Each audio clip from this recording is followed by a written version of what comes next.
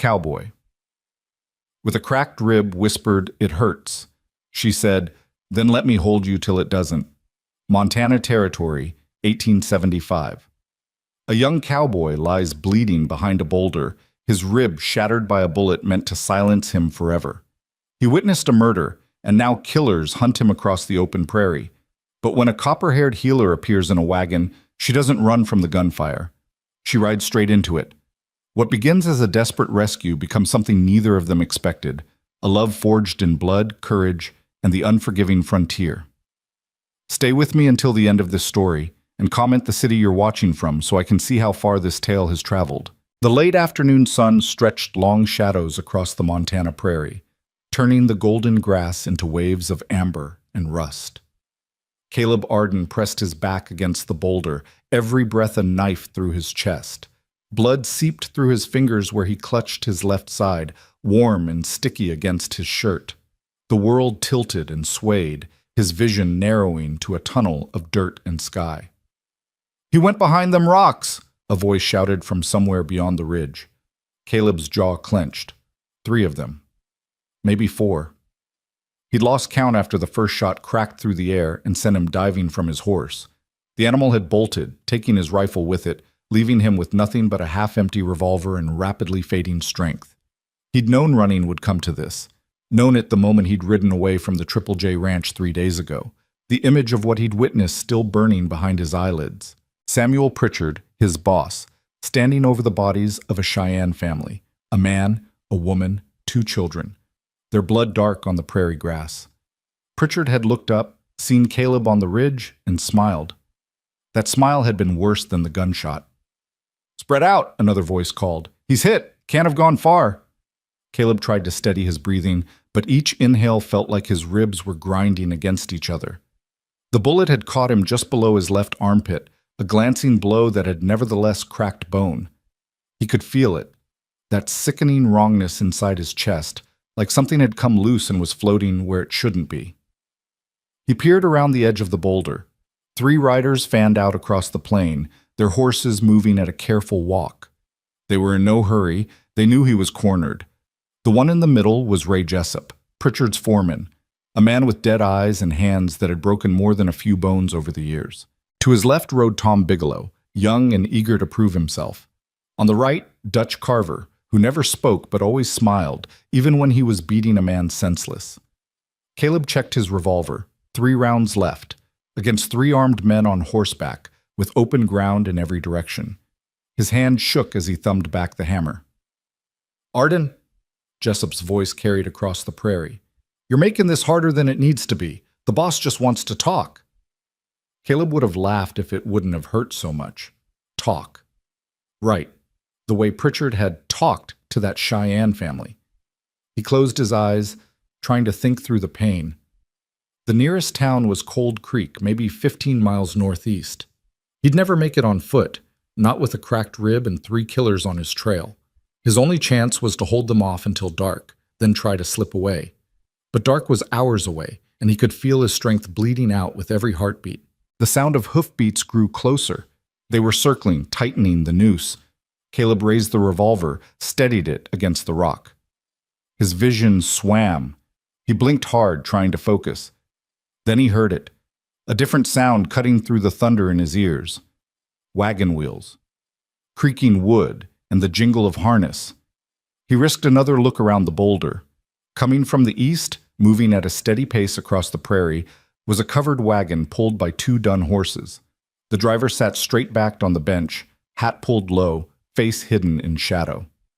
"Well now," Jessup said, pulling his horse to a stop. "Looks like we got ourselves a witness."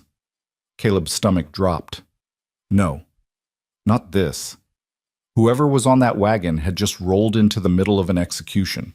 The wagon kept coming, not slowing, not turning aside. As it drew closer, Caleb could make out more details. The canvas cover was patched, but clean. Supplies were lashed tight to the sides. And the driver was a woman. She couldn't have been more than 25, with copper hair pulled back in a practical braid. Her face was sun-touched and sharp-featured, her eyes the color of creek water under shade. She wore a simple brown dress covered by a leather duster that had seen better days. She pulled the wagon to a stop 30 yards from the boulder, right between Caleb and the three riders. "Afternoon, gentlemen," she called out, her voice clear and steady. "Seems like I picked a busy stretch of prairie." Jessup walked his horse toward her, his hand resting casual-like on his gun belt. "Ma'am, you should probably keep moving. This here's private business." "Private business that involves shooting at an unarmed man?" The woman tilted her head. "Because from where I'm sitting, that looks like attempted murder." Caleb stared. Was she insane? "Ma'am," Jessup's voice hardened. "I'm a healer," the woman interrupted, wrapping the reins around the brake handle. "Been traveling from Fort Benton. Saw your gunfire from about 2 miles back." She gestured toward Caleb's boulder. "That man hurt?" "That ain't your concern. Actually, it is." She climbed down from the wagon with the easy confidence of someone who'd done it 1,000 times. "I took an oath. See a person in need, I help. Simple as that." Bigelow laughed, a nervous sound. "Lady, you got about 5 seconds to get back on that wagon before..." "Before what?" She turned to face him directly. "Before you shoot me too? In broad daylight? On the territorial road?" She shook her head. "I don't think so. See, that surveying team about 3 miles back? They saw your horses, and I made sure to tell them I was heading this way to investigate gunshots. They'll remember me. They'll remember my wagon." It was a bluff. Caleb could hear it in the slight tremor beneath her words, could see it in the way her hands stayed carefully visible and empty. But it was a good bluff. Jessup's eyes narrowed. "You're making a mistake." "Maybe." She moved toward the boulder, slowly, her hands still in plain sight. "But I'm making it anyway." "Stop right there," Jessup growled. She stopped, but she didn't back down. "I'm going to check on that man. You can ride away, or you can explain to a federal marshal why you shot a healer on a public road. Your choice." The silence stretched out, broken only by the prairie wind and the creak of saddle leather as Dutch Carver shifted his weight. Caleb held his breath, his gun still raised, watching the standoff unfold. Finally, Jessup spat into the dirt. "This ain't over, Arden. You hear me? Pritchard's got a long reach." He wheeled his horse around, the other two following. But before they rode off, Jessup looked back at the woman. "You just made yourself an enemy, lady. Remember that." "I'll add it to the list," she said quietly.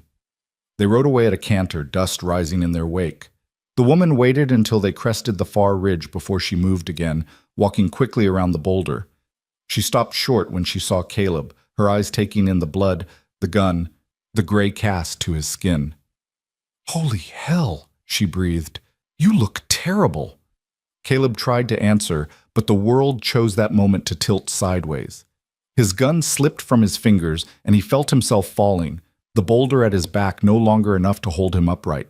The woman lunged forward, catching him before he hit the ground. Her arms were stronger than he expected, her hands sure and steady as she lowered him onto his back. Hey, stay with me."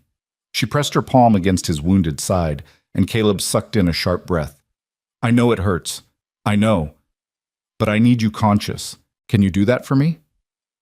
He managed a nod, focusing on her face. Up close, he could see a small scar above her left eyebrow, a dusting of freckles across her nose. Her eyes were urgent, but not panicked. "What's your name?" she asked, already unbuttoning his shirt with quick, efficient movements. "Caleb," he managed. "Caleb Arden." "All right, Caleb Arden. I'm Marin Hale, and I'm going to get you into my wagon, but first I need to see how bad this is." She pulled back the blood-soaked fabric and hissed through her teeth. "Bullet wound. Looks like it caught your rib." "Cracked," he gasped. "Can feel it." "I bet you can." She was already moving, pulling supplies from her pockets. Bandages, a small bottle of something that smelled like alcohol and sage.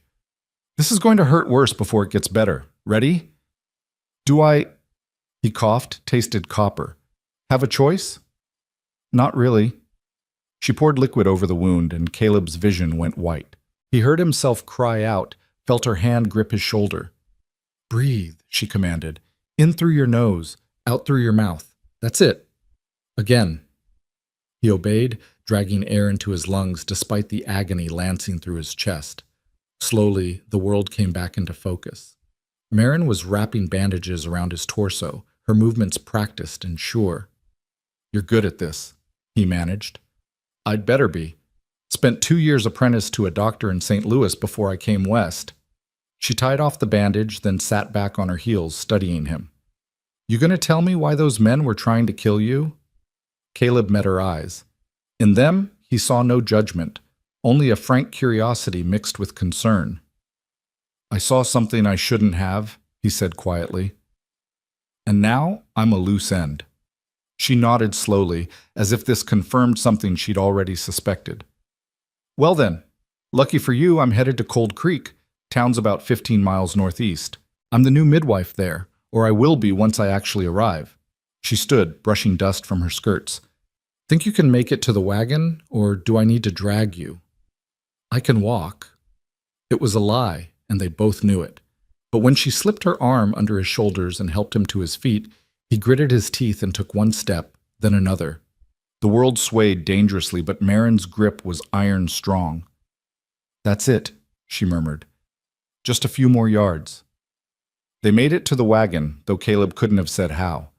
His legs felt like water, his chest like someone had packed it with broken glass. Marin lowered the tailgate and helped him climb inside, where he collapsed onto a pile of blankets that smelled like lavender and wood smoke. Lie still, she ordered, arranging the blankets around him. And don't you dare die on me, Caleb Arden. I didn't bluff my way past 3 gunmen just to lose you to blood loss. Yes, ma'am, he whispered. She paused, her hand gentle on his forehead, checking for fever. For a moment, her expression softened. You're safe now. Rest. Then she was gone, the tailgate creaking shut, her footsteps moving toward the front of the wagon. Caleb heard her climb onto the bench, heard the snap of reins and the creak of wheels as they lurched into motion. The wagon's movement sent fresh waves of pain through his chest, but beneath it, Caleb felt something else, a fragile, unexpected hope. He closed his eyes and let the darkness take him. When Caleb woke, the light had changed. Late afternoon had given way to dusk, painting the canvas wagon cover in shades of purple and gold. The wheels still rumbled beneath him, and every jolt sent a spike of pain through his ribs, but the bleeding had stopped. He could tell from the way his bandages felt, tight and dry rather than wet. He tried to sit up and immediately regretted it. Stay down, Marin's voice called from the front. We're still about 5 miles out from Cold Creek. You can suffer through lying still for another hour. Caleb eased back onto the blankets, staring up at the wagon's arched frame. You always this bossy with people you just met? Only the ones who get shot saving evidence of murder. There was a pause. That is what happened, isn't it? You saw someone killed. He should have been surprised that she'd put it together so quickly, but somehow he wasn't. This woman had stared down 3 armed men without flinching. She was clearly sharper than most. A family, he said quietly. Cheyenne, a mother, father, 2 little girls. My boss, Samuel Pritchard. He wanted their land. They wouldn't sell, so he... The word stuck in his throat. So he killed them, Marin finished, her voice flat. And you saw it. Yeah. And instead of killing you right there, he sent men to hunt you down. Why? Caleb frowned. It was a good question, one he'd been too busy running to consider properly. Don't know, maybe he thought I'd run scared, keep my mouth shut. Or maybe he wanted it to look like an accident, something that couldn't be traced back to him. Makes sense. Man like that doesn't get to run a big ranch by being stupid. The wagon slowed as they navigated a rough patch of ground. So what's your plan? Keep running? Hide? Caleb realized he didn't have a plan. Not beyond staying alive for the next day, the next hour. I need to get word to the territorial marshal. If I can testify, maybe Pritchard goes to prison. Or maybe his lawyers tie it up in court for years while his hired guns keep hunting you. Marin's voice wasn't cruel, just pragmatic. You need more than testimony, Caleb. You need leverage. What kind of leverage? Evidence? Witnesses? Something that makes you more dangerous dead than alive. The wagon rolled on for a moment before she spoke again. Cold Creek has a telegraph office, and a sheriff, though he's barely worth the tin badge they gave him. But it's a start. You can send messages, make noise, let people know what Pritchard did. Make yourself visible enough that killing you becomes a liability instead of a solution. Caleb absorbed this, turning it over in his mind. She was right. Running would only buy him time, and not much of it. He needed to go on the offensive somehow. "Why are you helping me?" he asked. "You don't know me, don't owe me anything." The wagon fell silent except for the creak of wheels and the steady clip-clop of hooves. When Marin finally answered, her voice was softer, more distant. 5 years ago, my brother saw a man get beaten to death outside a saloon in Kansas. He went to the law, testified, did everything right, and a week later, they found him in an alley with his throat cut. She paused. The killers walked free because there was no other witness. No one else would step forward. Everyone was too scared. "I'm sorry." "Don't be sorry. Just stay alive. And when the time comes, you tell the truth, no matter how scared you are. You do that, and maybe my brother's death means something." Caleb felt the weight of her words settle over him like a mantle. This wasn't just about him anymore. It was about justice, the kind that actually meant something. "I'll tell the truth," he promised, "no matter what." "Good." Marin's voice brightened slightly. "Now get some rest. You're going to need your strength." Caleb closed his eyes, but sleep was elusive. Through gaps in the canvas, he could see stars beginning to emerge in the deepening sky. The Big Dipper hung low on the northern horizon, the North Star steady and unchanging. His father had taught him to navigate by those stars when he was just a boy. "Long as you can see the North Star," his father had said, "you're never truly lost." But his father had been dead for 10 years now, killed in a mining accident that probably could have been prevented if the company had cared more about safety than profit. His mother had followed a year later, her heart giving out under the weight of grief and poverty. Caleb had been 17 when he'd signed on with the Triple J Ranch, desperate for work that paid. Pritchard had seemed like a fair boss back then, stern but honest. It had taken years for Caleb to see the truth, that Pritchard's fairness only extended to those who were useful to him, and his honesty was just another mask he wore when it suited him. The wagon hit a rut, jostling Caleb back to the present. He winced, pressing a hand to his bandaged ribs. "Sorry," Marin called back. "Road gets rough here." "It's fine," he gritted out. But it wasn't fine. None of this was fine. He was wounded, hunted, dependent on the kindness of a stranger who had no good reason to risk her life for him. And even if they made it to Cold Creek, even if he sent his telegrams and made his noise, there was no guarantee it would be enough. Pritchard had money, connections, influence. What did Caleb have? A story and a cracked rib.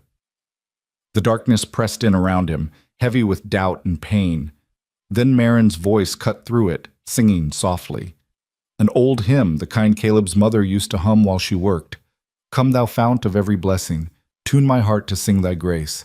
Streams of mercy, never ceasing, call for songs of loudest praise." Her voice wasn't perfect, a little rough around the edges, sometimes missing the higher notes, but it was real, honest. It reminded Caleb of everything good in the world, everything worth fighting for. He let the song wash over him, and slowly, finally, he drifted into a dreamless sleep.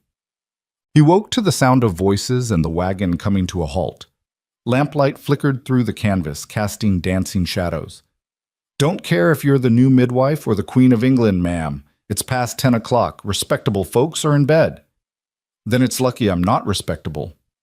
That was Marin, her voice sharp with irritation. "I've got an injured man in my wagon who needs a proper bed and medical attention.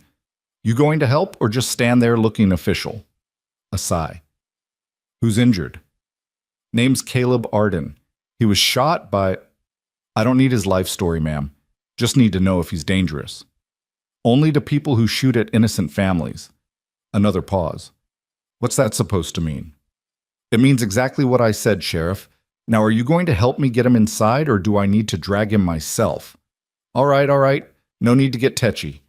Heavy footsteps approached the wagon. "Let me see him." The tailgate opened, and Caleb squinted against the sudden brightness of a lantern. A man's face swam into view, middle-aged, with a graying beard and eyes that had seen too much and cared about too little. "Can you walk, son?" the sheriff asked. "I can try," Caleb said. With Marin on one side and the sheriff on the other, they managed to get him out of the wagon and onto his feet. The world spun sickeningly, but Caleb locked his knees and held on. Cold Creek at night was a scatter of wooden buildings along a single main street. Lamplight glowed in a few windows. A dog barked somewhere in the distance. The air smelled like wood smoke and horses. "Where are we taking him?" the sheriff asked. "My place," Marin said. "The old midwife's cabin. Mrs. Thornton wrote that it comes with the position." "That shack hasn't been lived in for 6 months. It'll be a mess. Then I'll clean it." Marin's tone left no room for argument. "Let's move." They half-walked, half-dragged Caleb down the street to a small cabin set back from the main road. True to the sheriff's word, it looked abandoned. Shutters hanging crooked, porch boards warped, weeds growing tall around the foundation. But inside, once Marin got a lamp lit, it wasn't as bad as Caleb had feared. One main room with a fireplace, a small bedroom off to the side, a lean-to shed out back. Dusty, yes, but structurally sound. They lowered Caleb onto a narrow bed in the corner. He sank into the mattress with a groan of relief. "I'll need to check those bandages," Marin said, already moving toward her medical supplies. "Sheriff, if you wouldn't mind bringing in my bags from the wagon—" "I'll do it in the morning," the sheriff interrupted. "Right now, I need to know what's really going on here. Who shot this man?" Caleb and Marin exchanged glances. This was it. The moment where they either trusted the law or didn't. Caleb took a shallow breath and made his choice. Samuel Pritchard's men, Ray Jessup, Tom Bigelow, and Dutch Carver. They were trying to kill me. The sheriff's expression didn't change. "That's a serious accusation." "It's the truth." "Why would Pritchard want you dead?" "Because I saw him murder a Cheyenne family 3 days ago. A man named Running Bear, his wife, and their 2 daughters. Pritchard wanted their land for grazing rights. They refused to sell, so he shot them." Now the sheriff's face did change, a flicker of something that might have been fear crossing his features before he locked it down. "You got any proof of this?" "I saw it with my own eyes." "That ain't proof, son. That's just your word against one of the richest men in the territory." "Then I'll testify under oath. I'll go to the territorial marshal, the federal authorities, whoever will listen, and you'll end up dead in a ditch before you make it 10 miles. The sheriff shook his head. "Look, I don't know what you think you saw. I know what I saw," Caleb said, his voice hardening. "And if you're too scared of Pritchard to do your job, then say so. Don't insult me by pretending I'm crazy or mistaken." The sheriff's jaw tightened. For a long moment, he stared at Caleb with an expression that was equal parts anger and shame. Then he turned to Marin. "You believe him?" he asked quietly. "I believe 3 armed men were trying to kill him for a reason," Marin said. "And I believe a man with nothing to gain and everything to lose wouldn't make up a story like this." The sheriff nodded slowly, a decision forming behind his eyes. "All right. Here's what's going to happen. You," he pointed at Caleb, "stay out of sight for a few days while you heal. Don't go wandering around town, don't talk to folks, don't make yourself a target. Let people think you moved on or died or whatever. And you," he turned to Marin, "you're just the new midwife. You found an injured drifter on the road, patched him up, dropped him in Cold Creek. That's the story." "Why?" Marin asked. "Because if Pritchard thinks Caleb's dead or gone, he might get careless, might let something slip.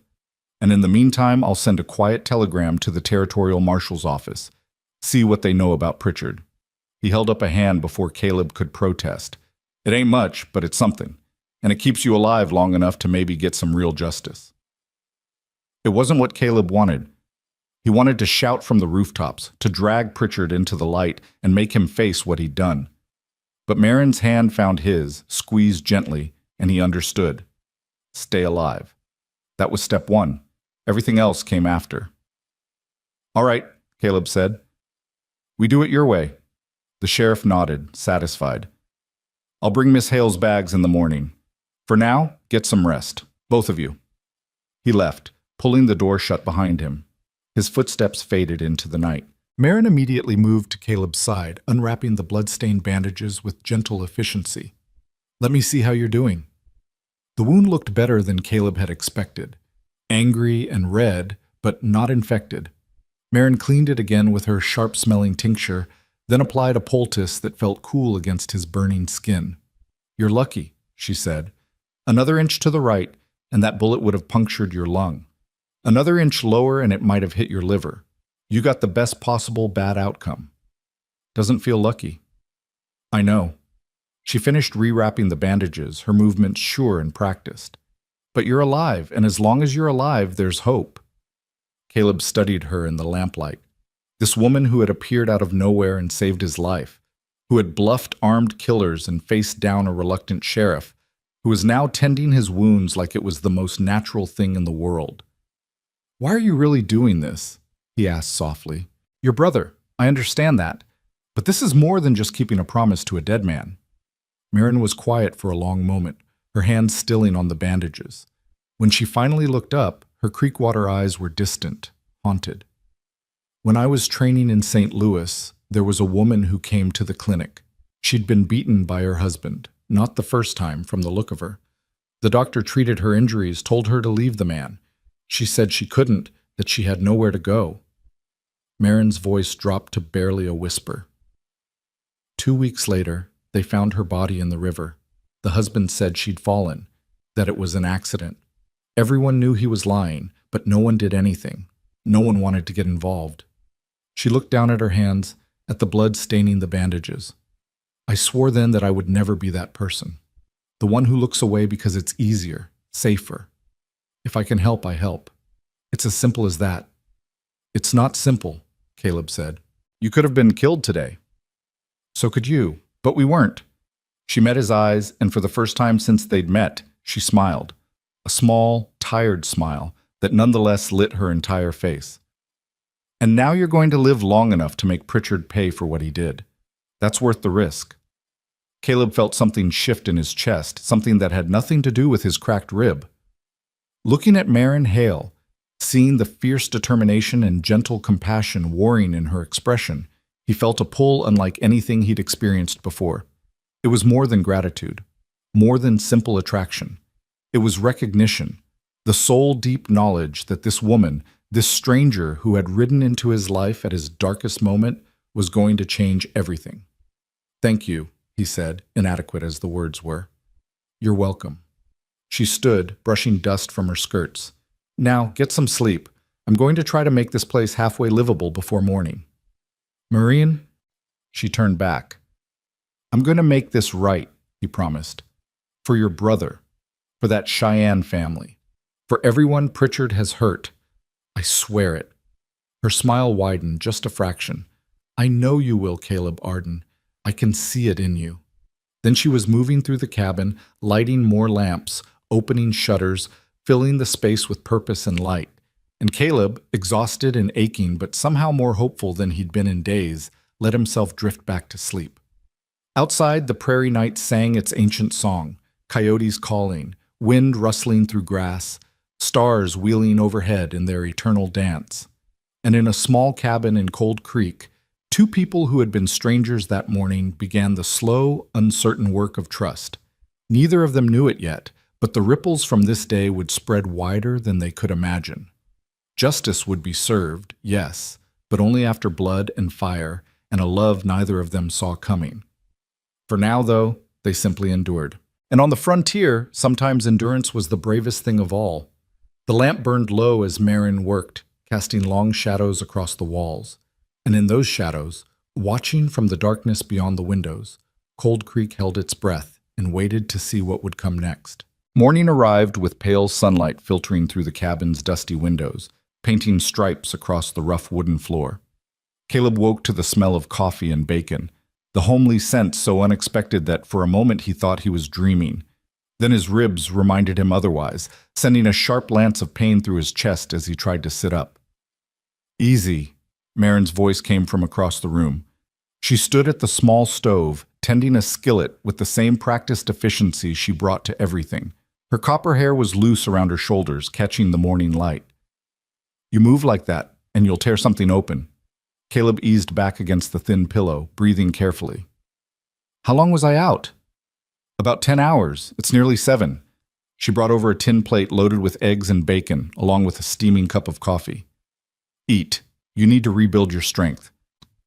The food was simple but good, and Caleb realized he couldn't remember the last time he'd eaten. 2 days ago? 3? The flight from Pritchard's ranch had been a blur of fear and adrenaline. Where'd you get all this? he asked between bites. Sheriff brought my bags over at dawn, along with some supplies from the general store on credit, since apparently the town council authorized a stipend for the midwife. She poured herself coffee and sat in the cabin's only chair, a rickety ladderback that creaked under her weight. He also said 3 strangers rode through town last night asking about a wounded man. He told them he hadn't seen anyone matching that description. Caleb's hand stilled halfway to his mouth. Jessup and his boys. Probably. They didn't push it, just moved on, but they'll be back. Marin sipped her coffee, her expression thoughtful. The sheriff also mentioned that Samuel Pritchard owns about half the county, including the bank and most of the grazing land. People are scared of him. With good reason. Caleb set down his plate, appetite fading. I worked for him 3 years, saw him ruin men who crossed him. One rancher wouldn't sell his water rights, so Pritchard had his cattle poisoned, made it look like disease. Another time, a homesteader filed a legal complaint about fence lines. His barn burned down a week later. And no one stopped him? Who's going to stop him? He pays the sheriff's salary, owns the newspaper, has judges and territorial officials in his pocket. Caleb stared into his coffee. That Cheyenne family, they weren't the first, just the first time I saw it happen with my own eyes. Marin was quiet for a long moment, her fingers tracing the rim of her cup. My brother used to say that evil flourishes when good people stay silent. I didn't really understand what he meant until after he died, until I saw how everyone just accepted it, accepted that killers could walk free, that justice was only for people with money and power. Your brother was right, Caleb said softly. Yes, he was. She stood abruptly, setting her cup down with a decisive clink, which is why we're not staying silent. But first, we need to make sure you live long enough to testify. That means you're staying in this cabin until those ribs heal enough for you to ride if we need to run. I can't just hide here. People will ask questions. Let them ask. I'll tell them you moved on, like the sheriff suggested. She began clearing the breakfast dishes. In the meantime, there's a shed out back that needs repairs. Tools are there, materials too. When you're feeling stronger, and not before, you can make yourself useful. Give you something to do besides brood. Caleb wanted to argue, but the exhaustion weighing down his limbs told him she was right. He wasn't in any shape to ride, let alone fight. How long do you think it'll take for my ribs to heal? If the fracture is clean and you don't do anything stupid, 4 to 6 weeks before you're anywhere near full strength, 2 weeks minimum before you can ride without passing out from pain. She looked at him over her shoulder, one eyebrow raised. Think you can manage that long without getting yourself killed? I'll try. That's all I ask. She finished with the dishes, then pulled a worn leather journal from one of her bags. Now, I need to let people know I'm here and open for business, which means I'll be out making calls most of the day. You stay inside, keep the door locked, and don't answer if anyone knocks. Understand? Yes, ma'am. Something in his tone made her smile. You don't have to call me ma'am. Marin is fine. Marin, he repeated, and liked the way her name felt in his mouth. She held his gaze for a heartbeat longer than necessary, then looked away, color rising in her cheeks. Right, well, I'll be back by evening. Try not to bleed on anything. Then she was gone, the door closing softly behind her, leaving Caleb alone in the quiet cabin with nothing but his thoughts and the dull ache in his chest. The day crawled by with painful slowness. Caleb dozed fitfully, drank water, and tried not to think about everything that could go wrong. Every sound from outside made him tense. Boots on the porch, voices passing by, the rattle of a wagon. But no one knocked. No one tried the door. By late afternoon, restlessness drove him to his feet despite Marin's warnings. He moved carefully to the window, peering out through a gap in the curtains.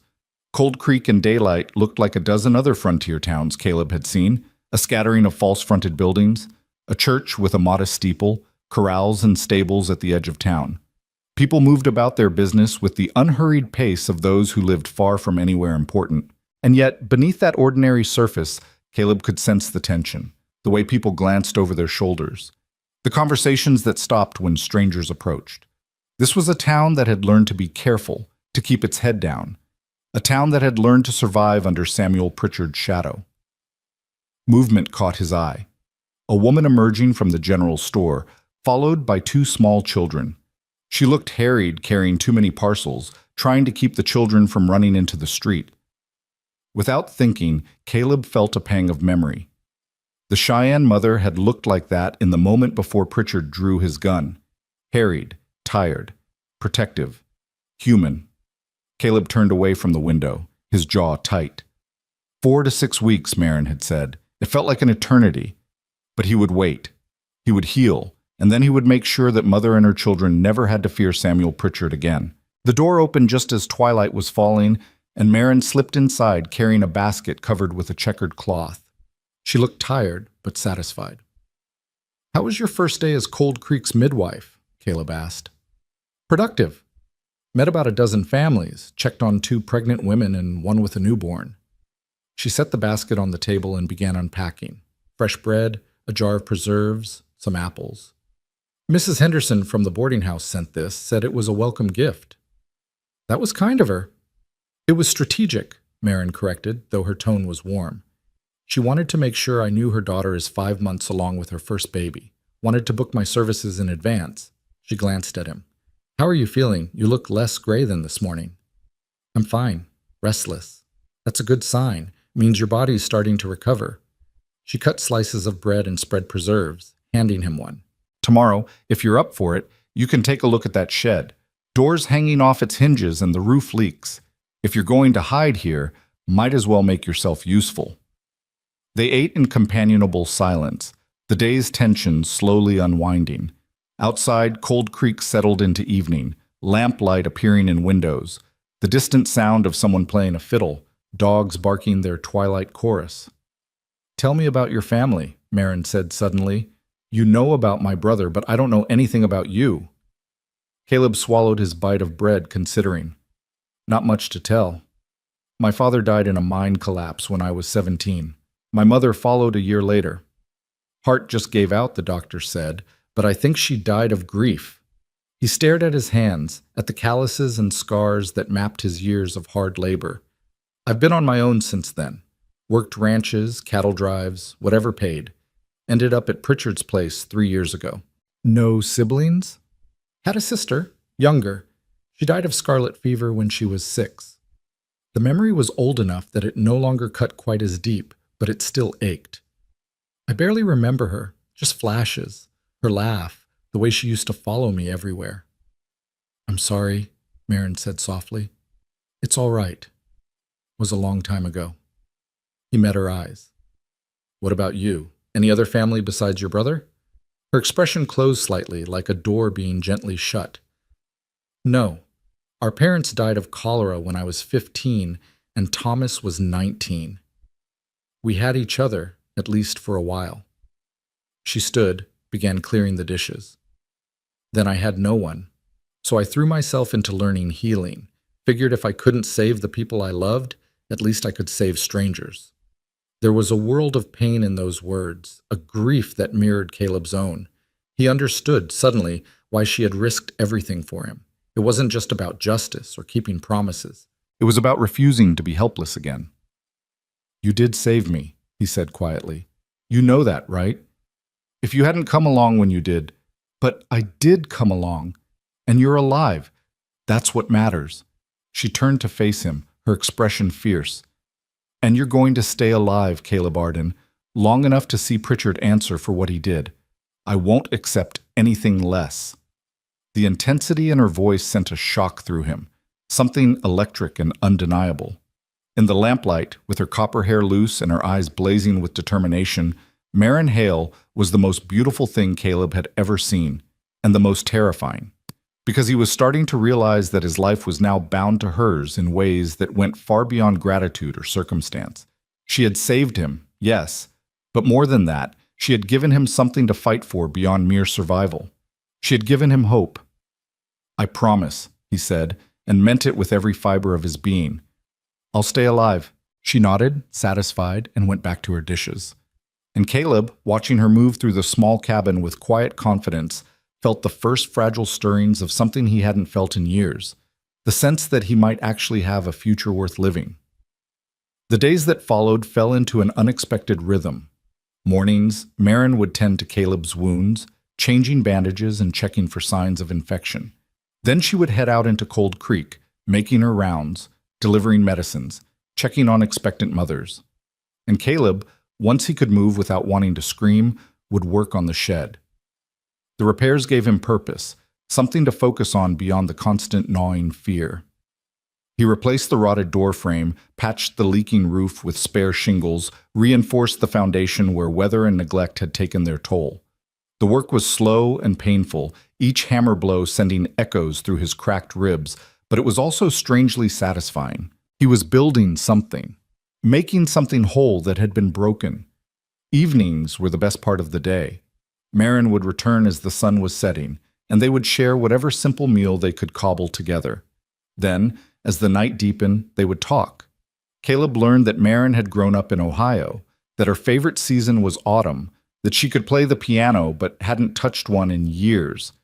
He learned that she was terrified of thunderstorms because of a tornado that had nearly destroyed her childhood home. He learned that she read voraciously, medical texts, poetry, novels, anything she could get her hands on, and that she had a sharp, dry sense of humor that caught him off guard and made him laugh despite everything. And in turn, he told her things he'd never told anyone, about the nightmares that still woke him sometimes, full of his father's screams as the mine collapsed, about the guilt he carried for surviving when so many others hadn't, about the way working with horses made him feel peaceful in a way nothing else did, how their simple honesty and lack of pretense was a balm to his soul. "You should have your own place someday," Marin said one night, about a week into his stay. They were sitting on the cabin's small porch, watching fireflies dance in the gathering dusk. "A ranch of your own, raise horses, maybe some cattle. Build something that's yours." "That's a nice dream," Caleb said. "Not sure it's a realistic one for a wanted man." "You won't be wanted forever, once Pritchard's arrested, once you testify." "If he's arrested. If I testify." Caleb shook his head. "Marin, you've seen this town. You've seen how scared everyone is. Even the sheriff is hedging his bets, playing both sides. What makes you think anything will change?" "Because it has to," she said simply. "Because the alternative is living in fear forever, and that's not living at all." He wanted to believe her. God, how he wanted to. But 3 years working for Pritchard had taught him that power protected power, and men like his former boss rarely faced consequences. "You're an optimist," he said. "I'm a realist," she corrected. "I know how bad things are, but I also know that change is possible. It just requires people willing to stand up and demand it." She turned to look at him, her profile sharp against the darkening sky. "My brother stood up, and yes, it got him killed. But his death wasn't meaningless. It taught me that silence is complicity, that if you want the world to be better, you have to be willing to fight for it, even when the odds are stacked against you." Caleb studied her, this woman who had appeared in his life like an answer to a prayer he hadn't known he was praying. "You're either very brave or very foolish. Can't I be both?" He laughed, the sound startling him. When was the last time he'd laughed? "Yeah, I suppose you can." They sat in silence for a while, listening to the prairie night. A coyote called in the distance, lonely and haunting. The fireflies continued their silent dance, tiny sparks of life in the vast darkness. "Caleb," Marin said softly, "when this is over, when Pritchard's in prison and you're free, what will you do?" "I don't know," he admitted. "Haven't let myself think that far ahead." "Maybe you should. Maybe having something to look forward to, some goal beyond just surviving, would help." She had a point. Caleb closed his eyes, tried to imagine a future where he wasn't running, wasn't afraid. What would that look like? A ranch, maybe? Somewhere quiet, far from the machinations of men like Pritchard. A small house with a good well and fertile land, horses grazing in the fields, and maybe... He opened his eyes and found Marin watching him, her expression unreadable in the dim light. "Maybe," he said carefully, "maybe I'd want someone to share it with. Someone brave enough to face down killers, stubborn enough to save a stranger, and foolish enough to think the world can change." Her breath caught, just slightly. "That's a very specific description."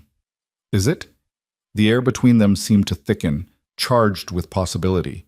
Caleb's heart was pounding, and it had nothing to do with his healing ribs. Marin stood abruptly, wrapping her arms around herself. I should check your bandages before bed. Make sure everything's healing properly. The moment shattered, but its echo remained. Caleb followed her inside, acutely aware of how small the cabin was, how every movement brought them within inches of each other. She worked in silence, her fingers gentle as she unwrapped the old bandages and examined his wound. It was healing well. The angry red had faded to pink, and the swelling had gone down significantly. "You're lucky," she murmured, applying fresh salve. "No infection, no complications. Another week or two, and you'll be almost good as new." "Marin, don't." She tied off the new bandages with quick, efficient movements. "Don't say whatever you're about to say. Not yet. Not while you're still in danger, while everything is so uncertain." "Why not?" She finally looked up at him, and he saw fear in her eyes. Not fear of Pritchard or his men, but fear of something else entirely. "Because I can't afford to hope for things that might not happen. Because if I let myself want something, truly want it, and then lose it..." She trailed off, shaking her head. "I've lost too many people already, Caleb. I can't lose anyone else."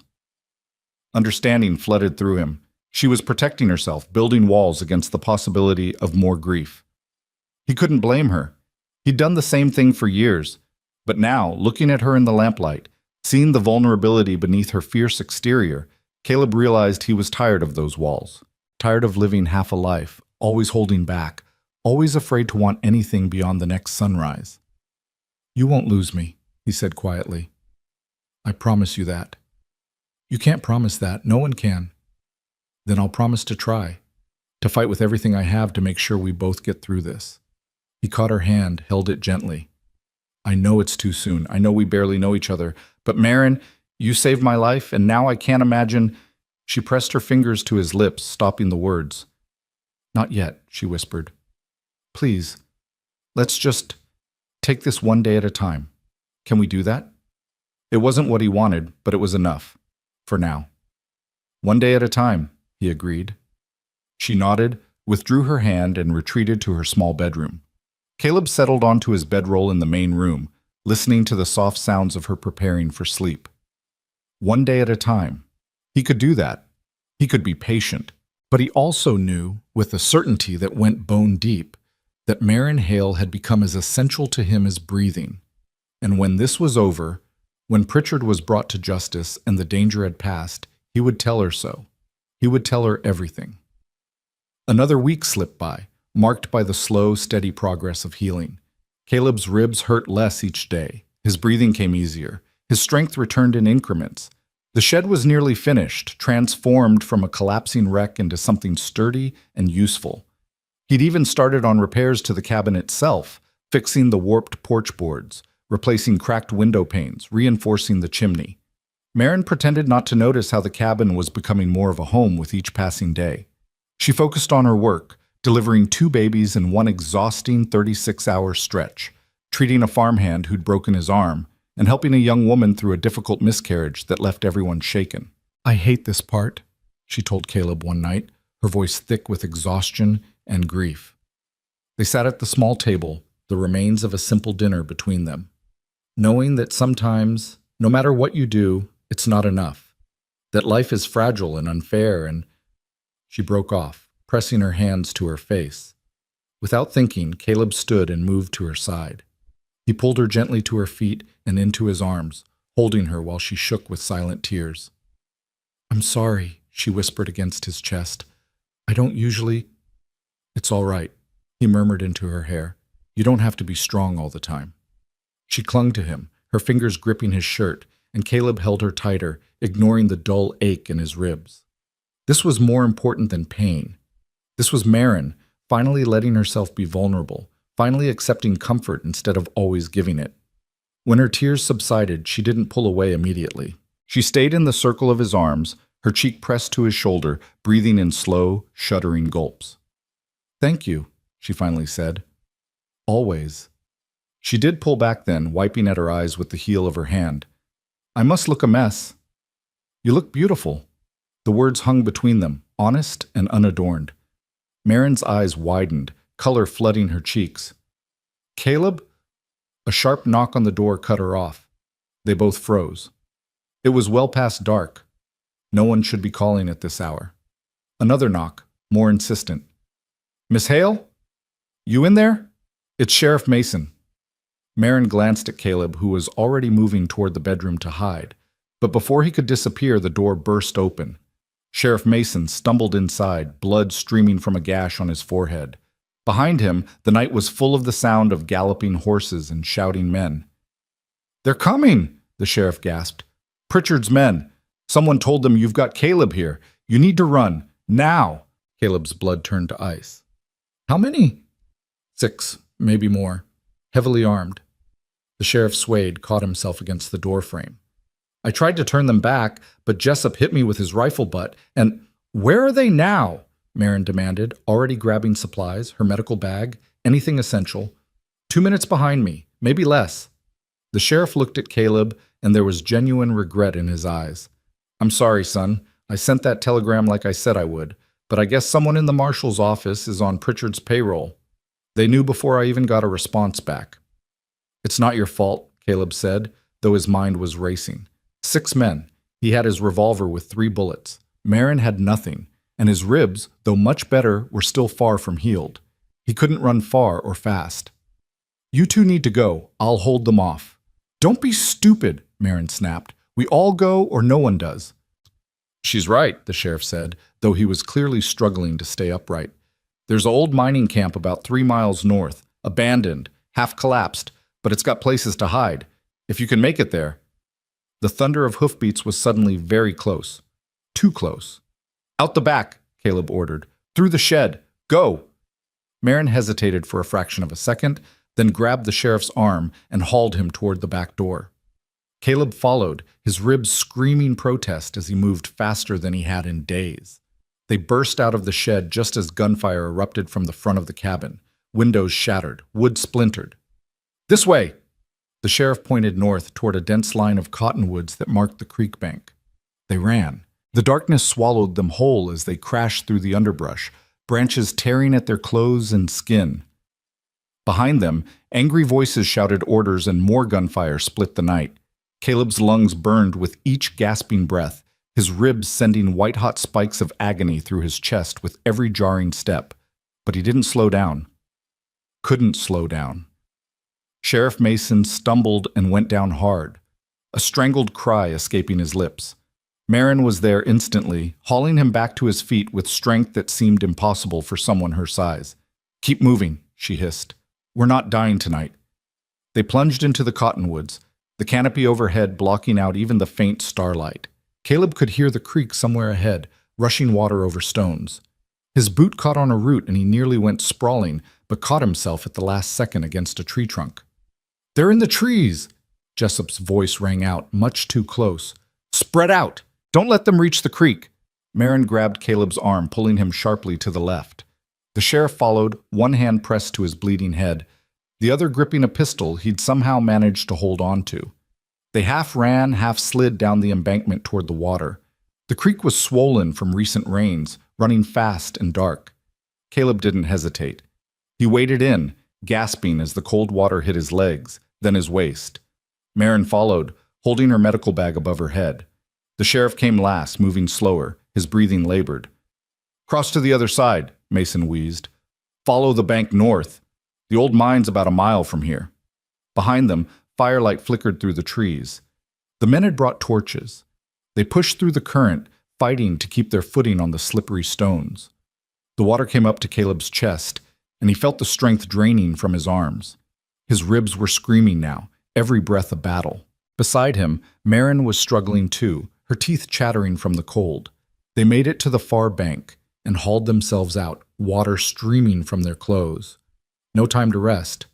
The torchlight was getting closer, and now Caleb could hear dogs barking. They'd brought dogs. Move, he gasped, and they stumbled forward into another stand of trees. The terrain rose steadily, growing rockier. Caleb's boots slipped on loose shale. He went down on one knee, caught himself, forced his body upright again. Marin was right beside him, her hand on his elbow, steadying him. I've got you, she whispered fiercely. Just keep going. They crested a ridge, and the sheriff pointed ahead to where the land dropped away into darkness. There. See that rock fall? The mine entrance is just beyond it. Caleb squinted through the gloom and made out a tumble of boulders and what looked like collapsed timbers. It didn't look like much of a refuge, but it was better than being caught in the open. They scrambled down the slope, sending small avalanches of loose rock clattering ahead of them. Every sound seemed magnified in the darkness, announcing their position to anyone listening. Caleb's heart hammered against his bruised ribs as they reached the rockfall and began picking their way through. The mine entrance was a black mouth in the hillside, half buried by debris and overgrown with weeds. The timbers that had once framed it were rotted and sagging, looking like they might collapse at any moment. "Inside," the sheriff urged. "Quickly!" They ducked through the narrow opening into absolute darkness. The air was dank and cold, smelling of earth and decay. Caleb felt along the rough stone wall, moving deeper into the tunnel. His hand touched something that crumbled at his touch, and he recoiled, hoping it wasn't what he thought it was. Behind them, the sheriff was doing something with his coat in the entrance. Caleb heard fabric ripping, then the scrape of rocks being moved. "What are you doing?" Marin whispered. "Covering our tracks. Making it look like the entrance collapsed further." Mason's voice was strained with pain and effort. "Won't fool them forever, but might buy us some time." They moved deeper into the mine, away from the entrance and any betraying moonlight. Caleb's hand scraped against the walls as he felt his way forward. The tunnel seemed to go on forever, sloping gradually downward. Water dripped somewhere in the darkness with a steady, maddening rhythm. Finally, when Caleb judged they were far enough from the entrance that a light wouldn't be visible, he stopped. "We need to rest. Just for a minute." They sank to the cold stone floor, their breathing harsh and ragged in the enclosed space. Caleb could feel Marin shaking beside him, whether from cold or fear or exhaustion, he couldn't tell. Probably all three. "Anyone hurt besides the sheriff?" she asked, her voice tight with professional concern even now. "I'm fine," Caleb lied. "You're not fine. I can hear you breathing. You've torn something." Her hands found his in the darkness, squeezing hard. "But we'll deal with that later. Sheriff, how bad is your head?" "I'll live," Mason said, though he didn't sound convinced. "Got a skull like a rock," my wife always said. They sat in silence for a moment, listening for sounds of pursuit. Caleb could hear his own heartbeat, loud in his ears, the drip of water, Marin's shallow breathing beside him. Then, faint but unmistakable, voices from outside the mine. "Check that rockfall! They could have gone through there!" Everyone froze. Caleb's hand moved to his revolver, though he knew 3 bullets wouldn't be enough if Jessup's men found them. The voices grew louder, closer. Footsteps crunched on gravel. Someone was right outside the entrance. "Looks like it collapsed recently," a voice said. Bigelow, Caleb recognized. Could be natural, or could be they tried to hide in there and got buried. Or could be they're hiding inside right now. That was Jessup, cold and certain. "Dutch, take a look." Caleb heard the scrape of boots on stone, someone climbing over the rockfall. His fingers tightened on the revolver. Beside him, Marin had gone absolutely still. A light appeared at the tunnel entrance, growing brighter. Someone was coming in with a torch. The sheriff leaned close to Caleb's ear. "There's a side passage about 20 feet ahead on the left. Used to lead to a played-out vein. Take Marin and go. I'll hold them here." "No," Marin whispered urgently. "We're not leaving you. You don't have a choice. I'm half dead already, and I'll be damned if Pritchard wins because I slowed you down." Mason pressed his pistol into Caleb's hand. 7 shots. Make them count. Now go, before that torch gets close enough to see us. The torchlight was advancing down the tunnel, throwing wild shadows on the walls. They were out of time. Caleb grabbed Marin's hand and pulled her deeper into the mine. She resisted for a second, then followed, her hand gripping his so hard it hurt. They felt their way along the wall, moving as quickly and quietly as they could. Behind them, the torchlight stopped. "I see something," Dutch's voice called out. "Looks like, there's someone here." "Sheriff Mason," Jessup's voice answered, echoing down the tunnel. "Come out nice and peaceful-like. No need for this to get messy." Caleb found the side passage by touch, a narrow opening in the left wall. He pulled Marin into it just as gunfire erupted behind them, deafeningly loud in the confined space. The muzzle flashes lit up the main tunnel in strobing bursts of light. They ran, bent low, hands scraping against rough walls. The side passage twisted and turned, growing narrower. Caleb had to turn sideways to fit through some sections, his shoulders brushing both walls. Behind them, more gunshots, then shouting, then an ominous silence. "The sheriff!" Marin gasped. "We have to go back. He bought us time," Caleb said, his throat tight with grief and anger. "We can't waste it." The passage opened suddenly into a larger chamber. Caleb nearly fell as the walls disappeared and his hands found only empty air. They stopped, breathing hard, trying to get their bearings in the absolute darkness. "Where are we?" Marin whispered. Before Caleb could answer, light bloomed behind them. Torches. Multiple torches coming through the side passage they'd just navigated. "Got their tracks in the dust," someone shouted. "They went this way." Caleb pulled Marin to the left, away from the passage entrance. His boots hit something that clattered and rolled, old mining equipment scattered across the chamber floor. They picked their way through the debris, trying not to make noise, knowing it was futile. The torchlight spilled into the chamber, revealing a space about 30 feet across with a ceiling that disappeared into darkness. Old support beams crisscrossed overhead, many of them cracked or sagging. In the center of the floor was a shaft, its opening covered by a rusted metal grate. And standing at the far side of the chamber, backed against the wall, were Caleb and Marin. Ray Jessup stepped into the chamber, his torch held high. Dutch Carver and Tom Bigelow followed, along with 3 other men Caleb didn't recognize, all of them armed, all of them between Caleb and the only exit. "Well now," Jessup said, his dead eyes reflecting the torchlight. "End of the line, Arden." Caleb raised the sheriff's pistol, knowing it was hopeless. "Stay back." "Or what? You'll shoot?" "Go ahead. You might get one of us, maybe 2 if you're lucky. But the rest will cut you down." Jessup's smile was a cold, terrible thing. "Mr. Pritchard sends his regards. Says he's sorry it had to come to this, but you really should have kept your mouth shut." "Pritchard murdered a family in cold blood," Caleb said, his voice steady despite the fear clawing at his chest. "And you're helping him cover it up. That make you proud?" "It makes me employed," Jessup said. "Something you ain't going to be for much longer. Now, you can make this easy or hard.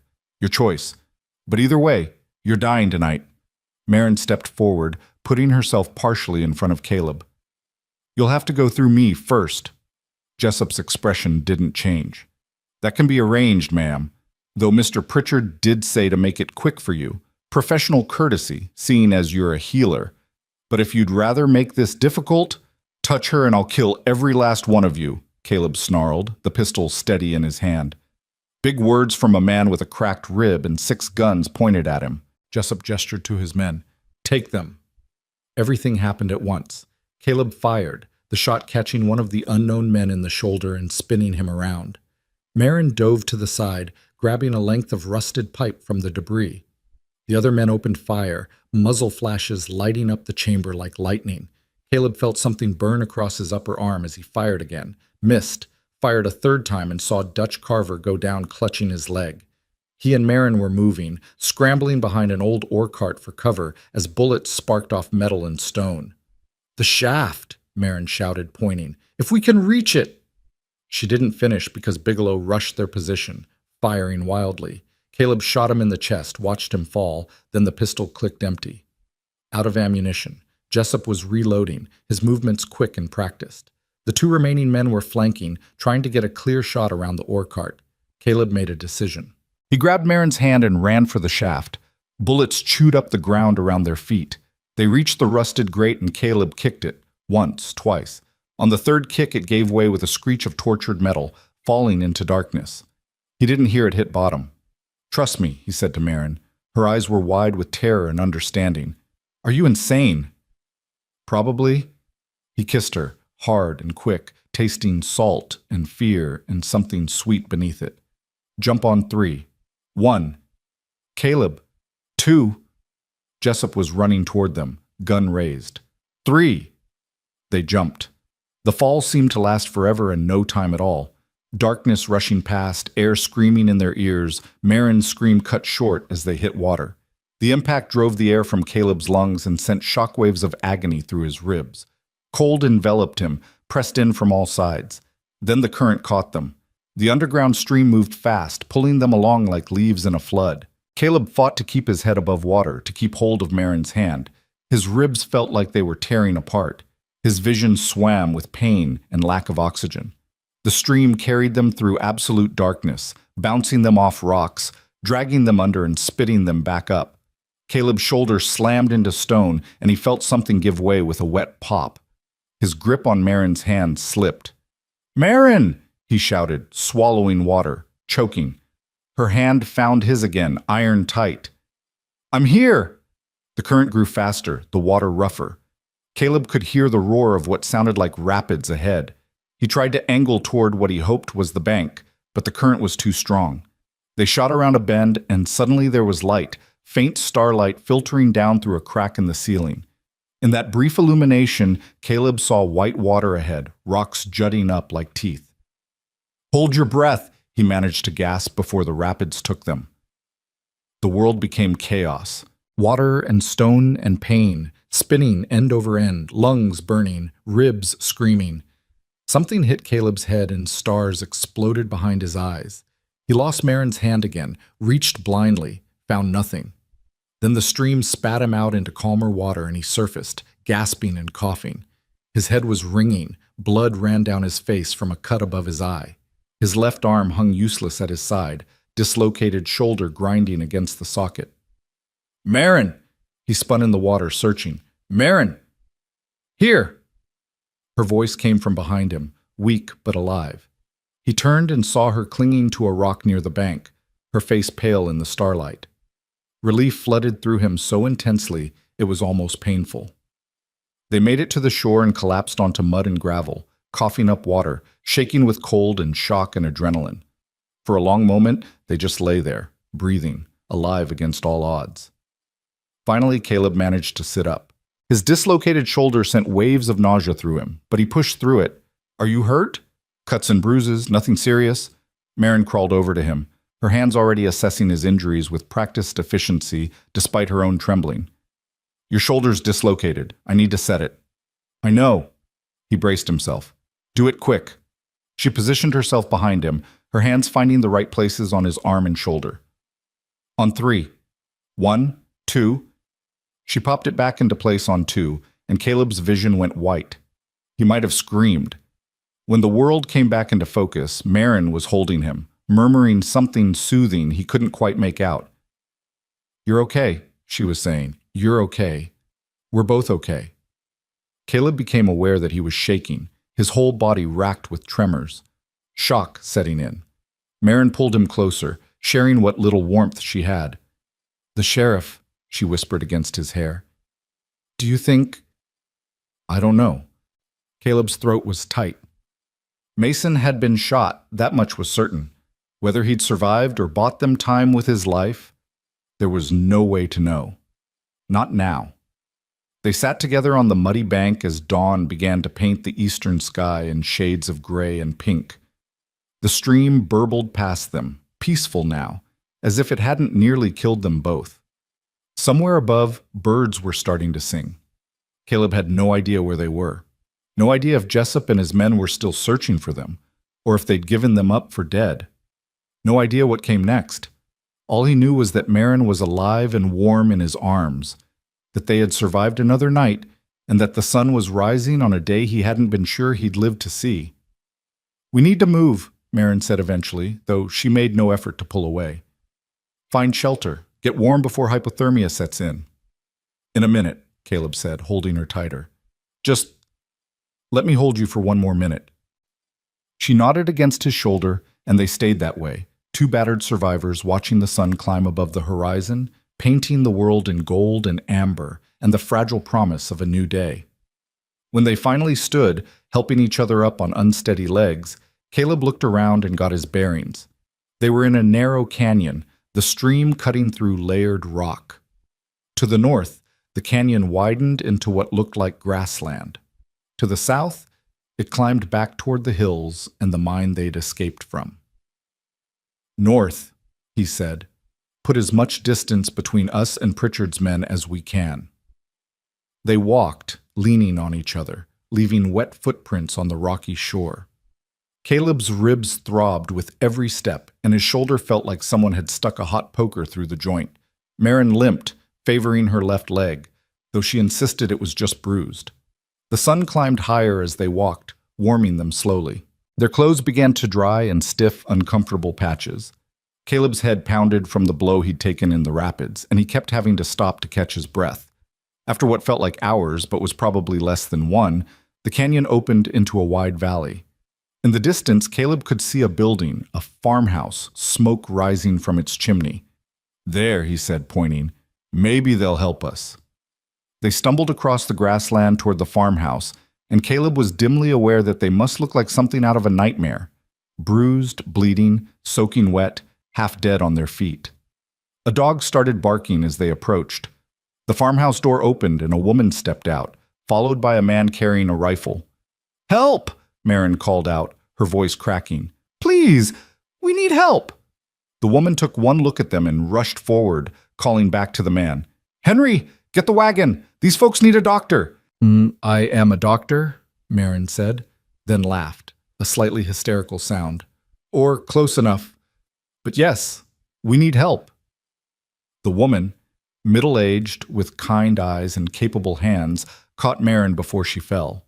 The man, Henry, slung Caleb's good arm over his shoulders and helped him toward the house. "What happened to you?" the woman asked as they got them inside into the warm kitchen that smelled like bread and coffee. "Accident at the mine," Caleb said, the lie coming automatically. Until he knew these people, until he knew if they were under Pritchard's influence, he couldn't risk the truth. "Cave in. We barely got out." The man and woman exchanged glances but didn't press. They set about making Caleb and Marin comfortable, bringing blankets and hot coffee and asking no more questions. Caleb caught Marin's eye across the room. She gave him a small nod. They were safe. For now. Later, after the couple had left them alone to rest in a small guest room, Marin redressed Caleb's wounds with supplies from her miraculously intact medical bag. Her hands were steady despite everything they'd been through. "That was close," she said quietly. "Too close." "Yeah." Caleb winced as she tightened the bandage around his ribs.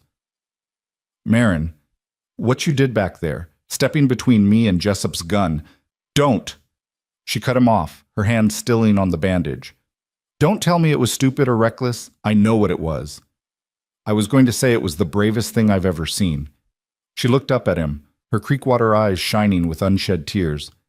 "I couldn't let them hurt you. I couldn't just stand there and—" Her voice broke.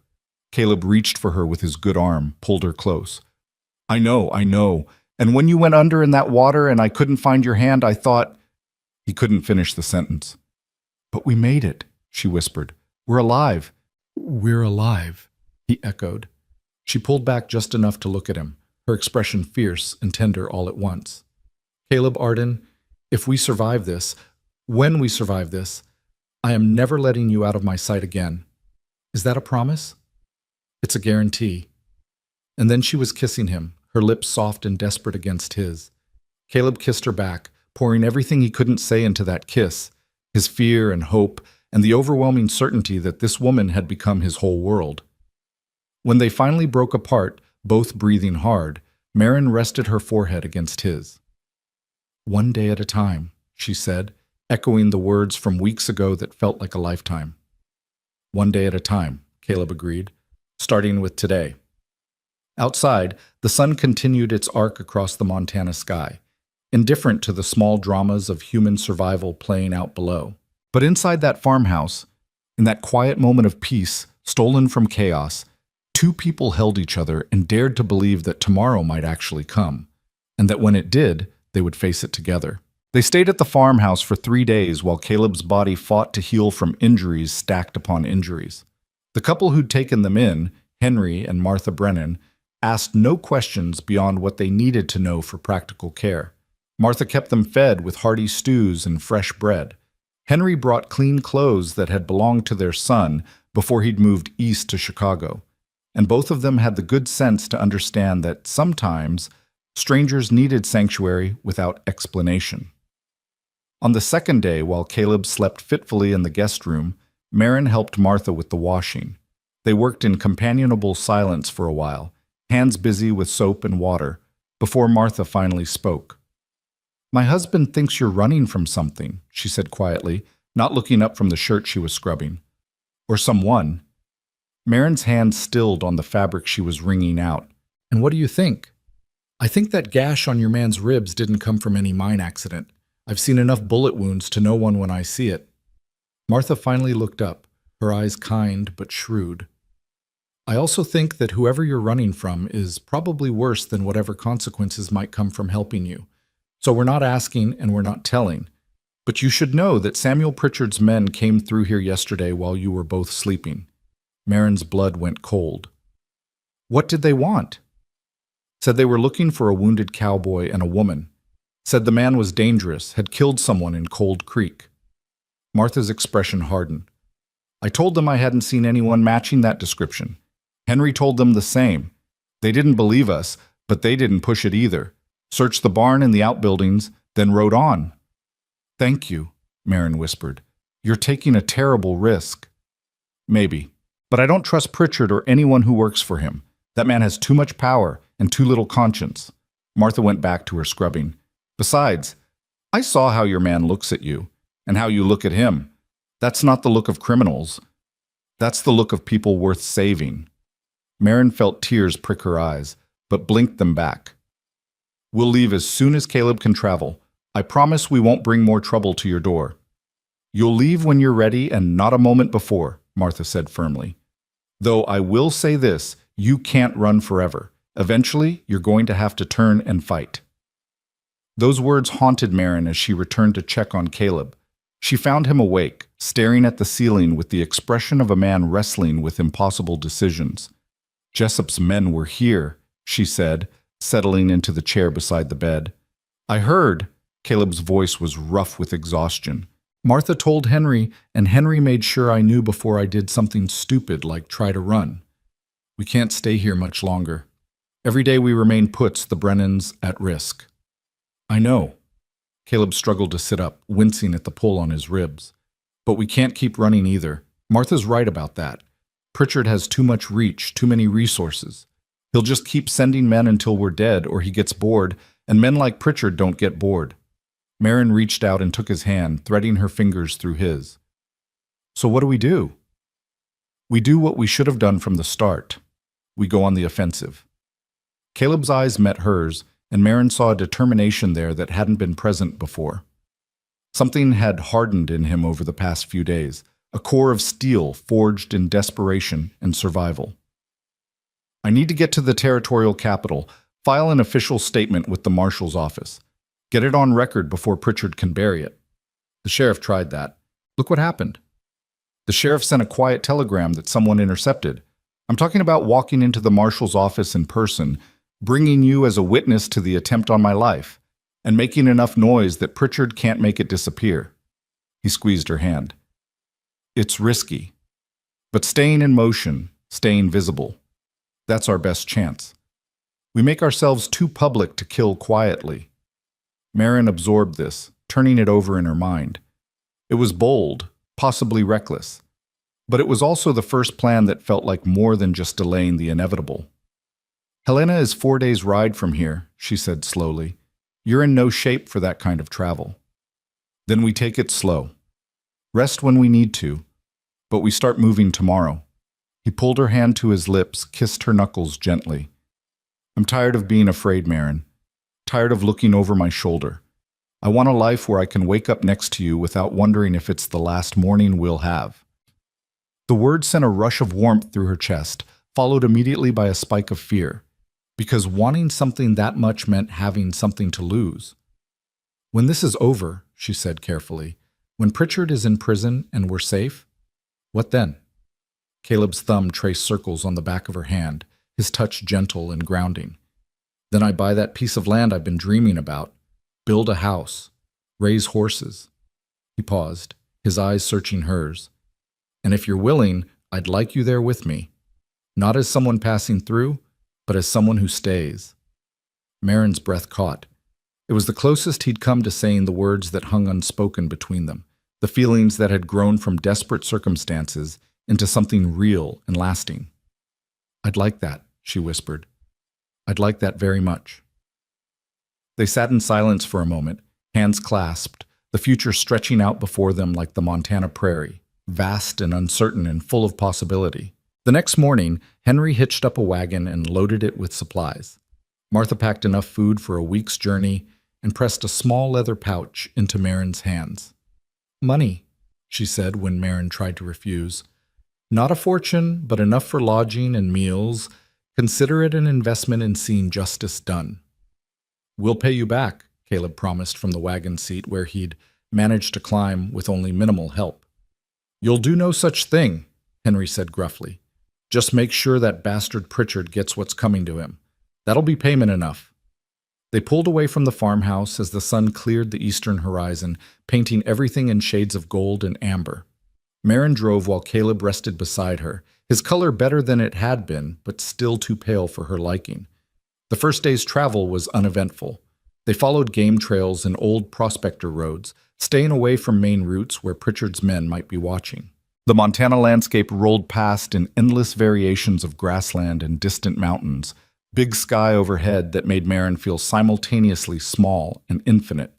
They made camp that night beside a spring-fed creek, building a small fire and eating Martha's food while the stars wheeled overhead.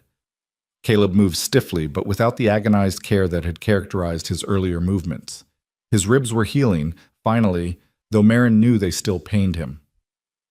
"Tell me about your family," Caleb said as they lay side by side, watching the Milky Way spill across the darkness. "Your parents, what were they like?" Marin was quiet for a moment, gathering memories that had grown soft with time. "My father was a school teacher, loved books more than anything except my mother. She was practical where he was dreamy, kept him grounded." A smile touched her lips. "They used to argue about everything, politics, philosophy, what to have for dinner. But underneath the arguments, there was this foundation of love so solid you could build a house on it." "They sound wonderful." They were. The smile faded. When the cholera came, it took them both within a week.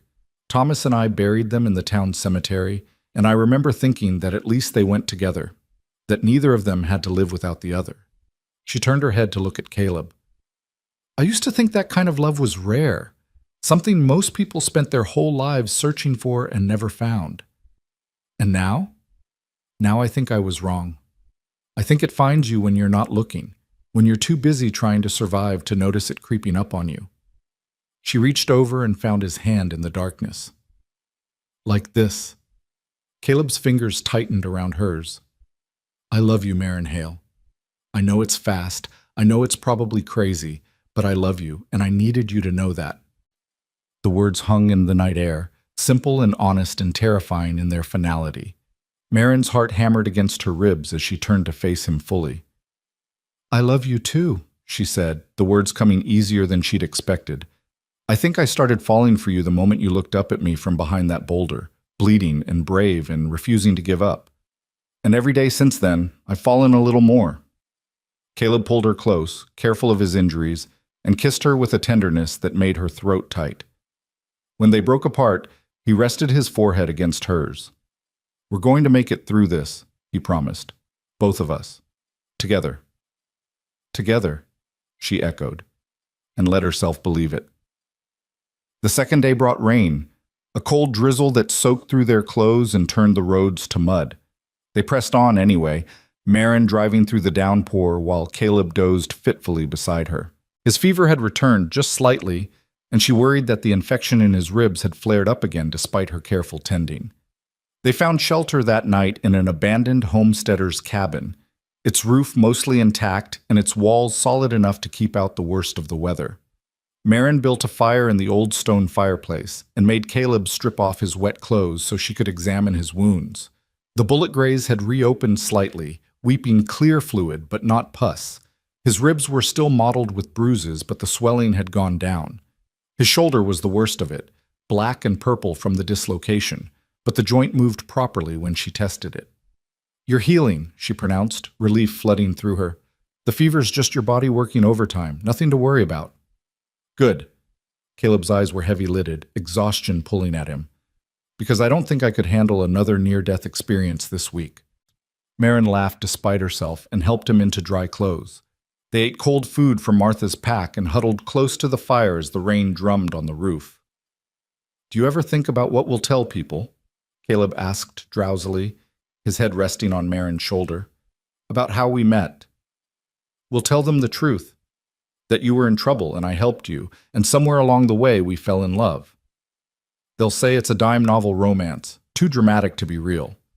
Let them say what they want." Marin pressed a kiss to his temple. "We'll know the truth." The third day dawned clear and cold. They made good time, covering nearly 20 miles before stopping for the night. The landscape was changing as they traveled northeast, the grasslands giving way to rolling hills dotted with pine trees. In the distance, the Rocky Mountains rose like a wall against the western sky. They were following a narrow trail through a stand of trees when Caleb suddenly grabbed Marin's arm. "Stop!" he whispered urgently. She pulled the wagon to a halt, her heart immediately racing. "What is it?" "Riders. 4 of them, maybe half a mile ahead where the trail opens up." He'd been scanning the horizon constantly, old habits from his years as a cowboy reasserting themselves. "Could be nothing, could be—" "Pritchard's men." Marin's stomach dropped. "What do we do?" Caleb was already climbing down from the wagon, moving with careful speed. "There's a deer trail off to the left. Narrow, but the wagon should fit. We take it, circle around, stay in the trees." They guided the wagon onto the barely visible trail, branches scraping against the canvas cover. The horses balked at first, unused to such rough going, but Marin coaxed them forward with quiet words and gentle hands. Behind them, they heard voices. The riders had reached the spot where they'd left the main trail. "Fresh tracks," someone called out. "Wagon, 2 horses. Went this way." "It could be anyone," another voice answered. Jessup. Marin would recognize that cold, dead tone anywhere. Or it could be them. "Come on." The sound of hoofbeats grew closer. Marin urged the horses faster, but the trail was too rough for speed. A wheel hit a rock and the wagon lurched sickeningly. Caleb grabbed the side to keep from being thrown off. "There!" someone shouted. "In the trees!" Gunfire erupted, bullets thudding into tree trunks and kicking up dirt. Marin snapped the reins and the horses bolted forward, crashing through underbrush. The wagon bounced and swayed, threatening to overturn. Caleb had drawn his revolver. Henry had given him a fully loaded one before they left, and was firing back at their pursuers. The narrow trail worked in their favor, forcing the riders to stay in single file, limiting their ability to surround the wagon. They burst out of the trees into a clearing, and Marin saw their chance. A rocky ravine cut across the landscape ahead, its sides steep but not quite vertical. A gamble, but staying on open ground meant certain death. "Hold on!" she shouted, and drove the wagon straight at the ravine. They hit the edge and plunged downward.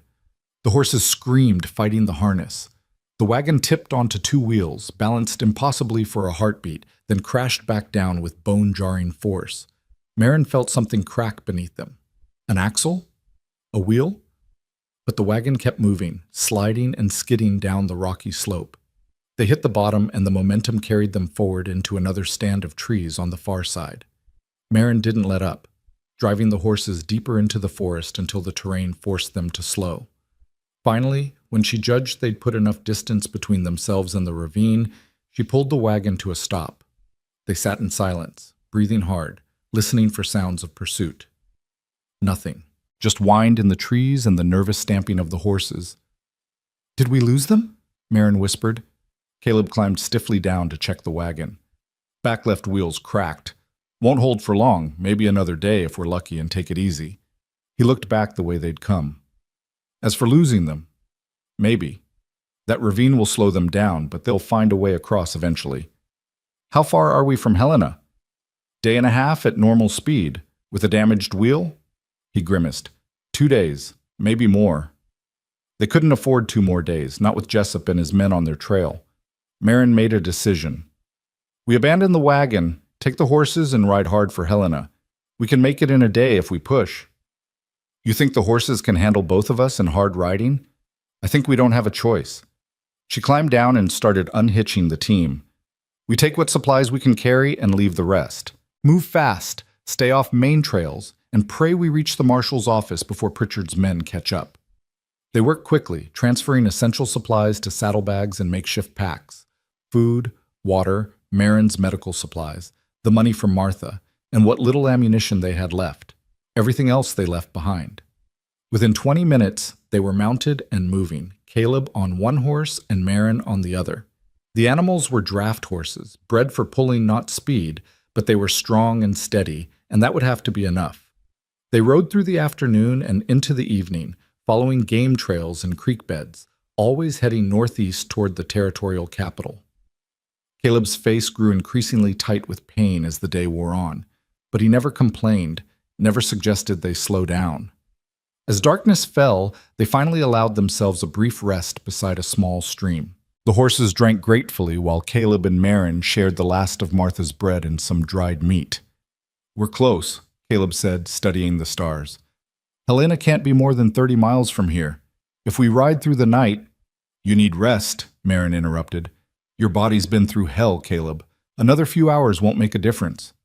"It might. If Jessup's still tracking us, then a few hours of rest will make us sharper, more able to react if we run into trouble." She touched his face gently, feeling the heat of fever beneath his skin. "Please, just until dawn. Then we'll ride hard for Helena and not stop until we're standing in front of the territorial marshal himself." Caleb wanted to argue. She could see it in his eyes, but exhaustion won out. "Until dawn," he agreed. They made a cold camp, not risking a fire that might give away their position. Marin checked Caleb's bandages by moonlight and dosed him with willow bark tea for the fever. Then they lay together under a single blanket, sharing warmth, listening to the night sounds of the Montana wilderness. "Marin," Caleb said softly, just as she was drifting off to sleep, "if something happens tomorrow—" "Nothing's going to happen." "But if it does, if Pritchard's men find us before we reach Helena, I need you to promise me something." She raised her head to look at him. "What?" "Promise me you'll run, that you won't try to be brave or stand your ground. Just run, get to safety, and tell someone, anyone, what Pritchard did." "I'm not leaving you." "Marin, I said I'm not leaving you, Caleb Arden. We survive together or not at all." Her voice was fierce, brooking no argument. "That's my promise. Take it or leave it." He stared at her for a long moment, then pulled her down into a kiss that tasted of desperation and love and defiance. When they broke apart, his eyes were bright in the moonlight. "Together, then," he whispered. "Together," she agreed. They woke before dawn to the sound of horses. Not their own. Those were still tethered nearby, ears pricked forward in alarm. Other horses, moving through the trees to the south. Caleb and Marin were on their feet in seconds, gathering their supplies with practiced speed. No time to saddle the horses properly. They swung up bareback, Marin clutching a handful of mane to keep her seat. The other horses were getting closer. How many? Impossible to tell in the pre-dawn darkness. "Go," Caleb said, and they went. They crashed through the underbrush, no longer caring about noise, only about speed. Behind them, shouts rang out. Someone had seen them. The chase was on. They burst out of the trees onto a well-traveled road just as the sun crested the horizon. Caleb pointed northeast toward where a smudge of buildings was visible in the distance. "Helena!" he shouted over the thunder of hoofbeats.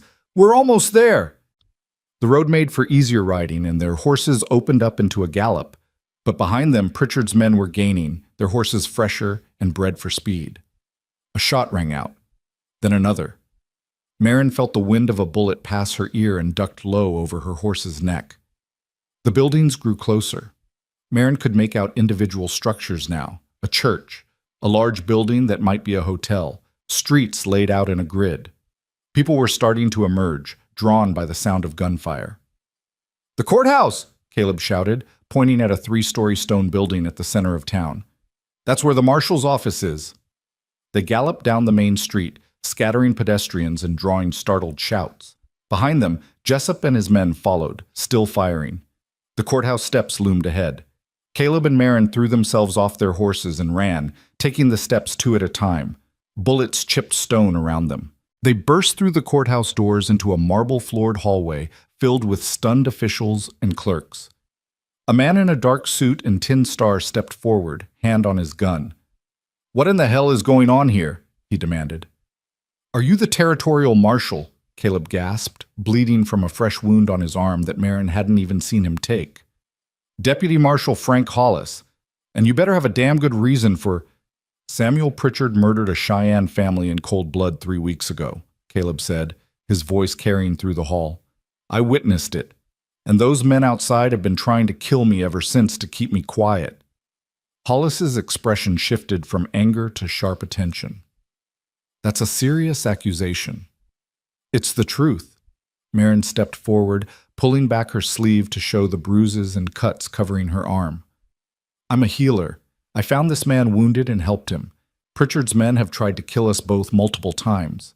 The sheriff of Cold Creek tried to help us and was shot for it, maybe killed. We have nothing to gain from lying and everything to lose. The courthouse doors burst open again, and Jessup strode in, gun drawn, his men behind him. He stopped short when he saw the deputy marshal.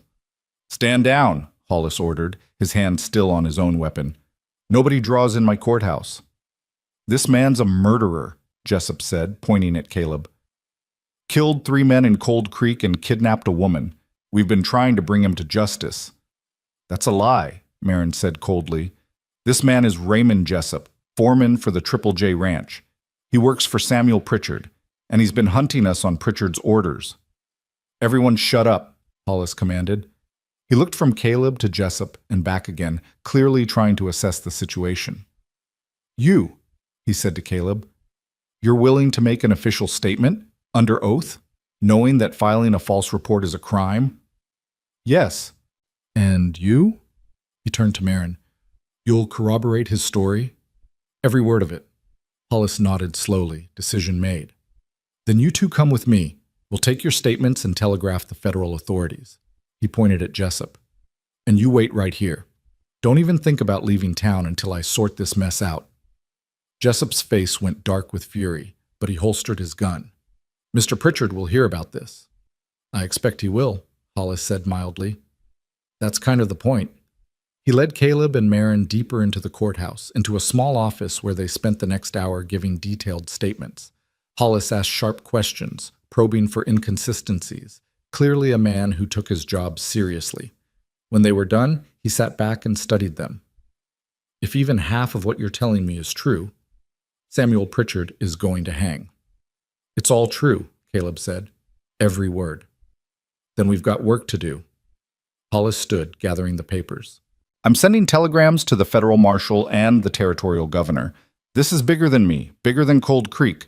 This is about whether men with money and power are subject to the same laws as everyone else. He paused at the door. You two stay in Helena. Don't leave town. Don't do anything that might compromise this investigation. Understood? They nodded, too exhausted to do anything else. Hollis left, and for the first time in weeks, Caleb and Marin were truly alone and truly safe. They looked at each other across the small office, and then Marin was in his arms, and they were holding each other so tightly it hurt. We did it, she whispered against his chest. We actually did it. We did, Caleb agreed, hardly daring to believe it. It's not over. The trial, the testimony, all of that is still ahead. But we got our foot in the door. We made enough noise that Pritchard can't make us disappear. They stood like that for a long time, two people who had survived the impossible, clinging to each other and the fragile hope of justice finally within reach. Outside the office windows, Helena bustled with its daily business, unaware that in this small room, the foundation was being laid for a reckoning that would shake the entire territory. The weeks that followed moved with a strange mixture of agonizing slowness and breathless speed. Deputy Marshal Hollis secured them rooms at a modest boarding house run by a widow named Mrs. Chen, who asked no questions and kept watchful eyes on anyone who came near her guests. Caleb's wounds continued their stubborn march toward healing, and Marin found work tending to the sick in Helena's small hospital, her skills in constant demand. But beneath the veneer of normalcy, tension simmered. Pritchard's lawyers descended on Helena like vultures, filing motions and injunctions, trying to bury the case in legal procedure before it ever reached a courtroom. The territorial governor, a man named Wallace with ambitions for higher office, took personal interest in the case, seeing it as an opportunity to prove that Montana Territory was a place of law and order, not frontier chaos. News of the accusation spread like wildfire through the territory. Newspapers picked up the story, some sympathetic, others clearly in Pritchard's pocket. The Montana Sentinel ran a scathing editorial calling Caleb a liar and Marin a deluded woman led astray by romantic notions. The Helena Independent countered with an investigation into Pritchard's land acquisitions, revealing a pattern of suspicious deaths and disappearances among those who'd stood in his way. Through it all, Caleb and Marin waited, their lives suspended in the strange limbo between danger and safety. One evening, 3 weeks after their arrival in Helena, they sat on the boarding house porch watching the sun set behind the mountains. Marin's hand rested in Caleb's, their fingers intertwined in a gesture that had become as natural as breathing. "Deputy Marshal Hollis came by the hospital today," Marin said quietly. "He said the federal marshal is arriving next week. They're going to convene a grand jury." Caleb nodded, his jaw tight. "And if the grand jury indicts? Then there'll be a trial, public, with witnesses and evidence and everything done according to law." She turned to look at him, her creekwater eyes reflecting the dying light. "Hollis thinks they have enough to proceed. The federal investigators found the bodies of the Cheyenne family buried in a ravine on Pritchard's land. They also found evidence that Sheriff Mason survived the mine shootout and gave a statement before he died. And there are others coming forward now, people who've been too scared to speak until they saw someone else stand up first." "Mason's dead?" Caleb felt a wave of grief wash over him. The sheriff had bought them time with his life, had died alone in that dark tunnel. He lived long enough to tell the truth. That counts for something. Marin squeezed his hand. Hollis also said that Jessup and 2 of his men were arrested trying to leave the territory. They're offering to testify against Pritchard in exchange for reduced sentences. This was the moment Caleb had been working toward, the justice he'd risked everything to achieve. So why did he feel so hollow? "What's wrong?" Marin asked, reading his expression with the ease of someone who'd learned to see past his walls. "I keep thinking about that family, Running Bear and his wife and their daughters." Caleb's throat was tight. Even if Pritchard hangs, even if justice is served, they're still dead. Those little girls will never grow up, never have families of their own, and nothing I do can change that. Marin was quiet for a moment, then shifted closer, resting her head on his shoulder. "No, you can't change what happened, but you can make sure it means something. That their deaths exposed a man who would have gone on killing, who would have destroyed more families, more lives. You gave them that. It's not enough. It'll never be enough. But it's something. I wish I'd done more. Wish I'd stopped him that day instead of running. If you'd tried to stop him, you'd be dead too. And Pritchard would still be free." She pulled back to look at him directly. "You did the brave thing, Caleb. Not the easy thing. Not the thing that makes you feel like a hero, but the thing that actually mattered. You survived, and you made sure the truth survived with you." He kissed her then, pouring all his gratitude and love and lingering guilt into that kiss. When they broke apart, the sun had fully set, and the first stars were emerging in the darkening sky.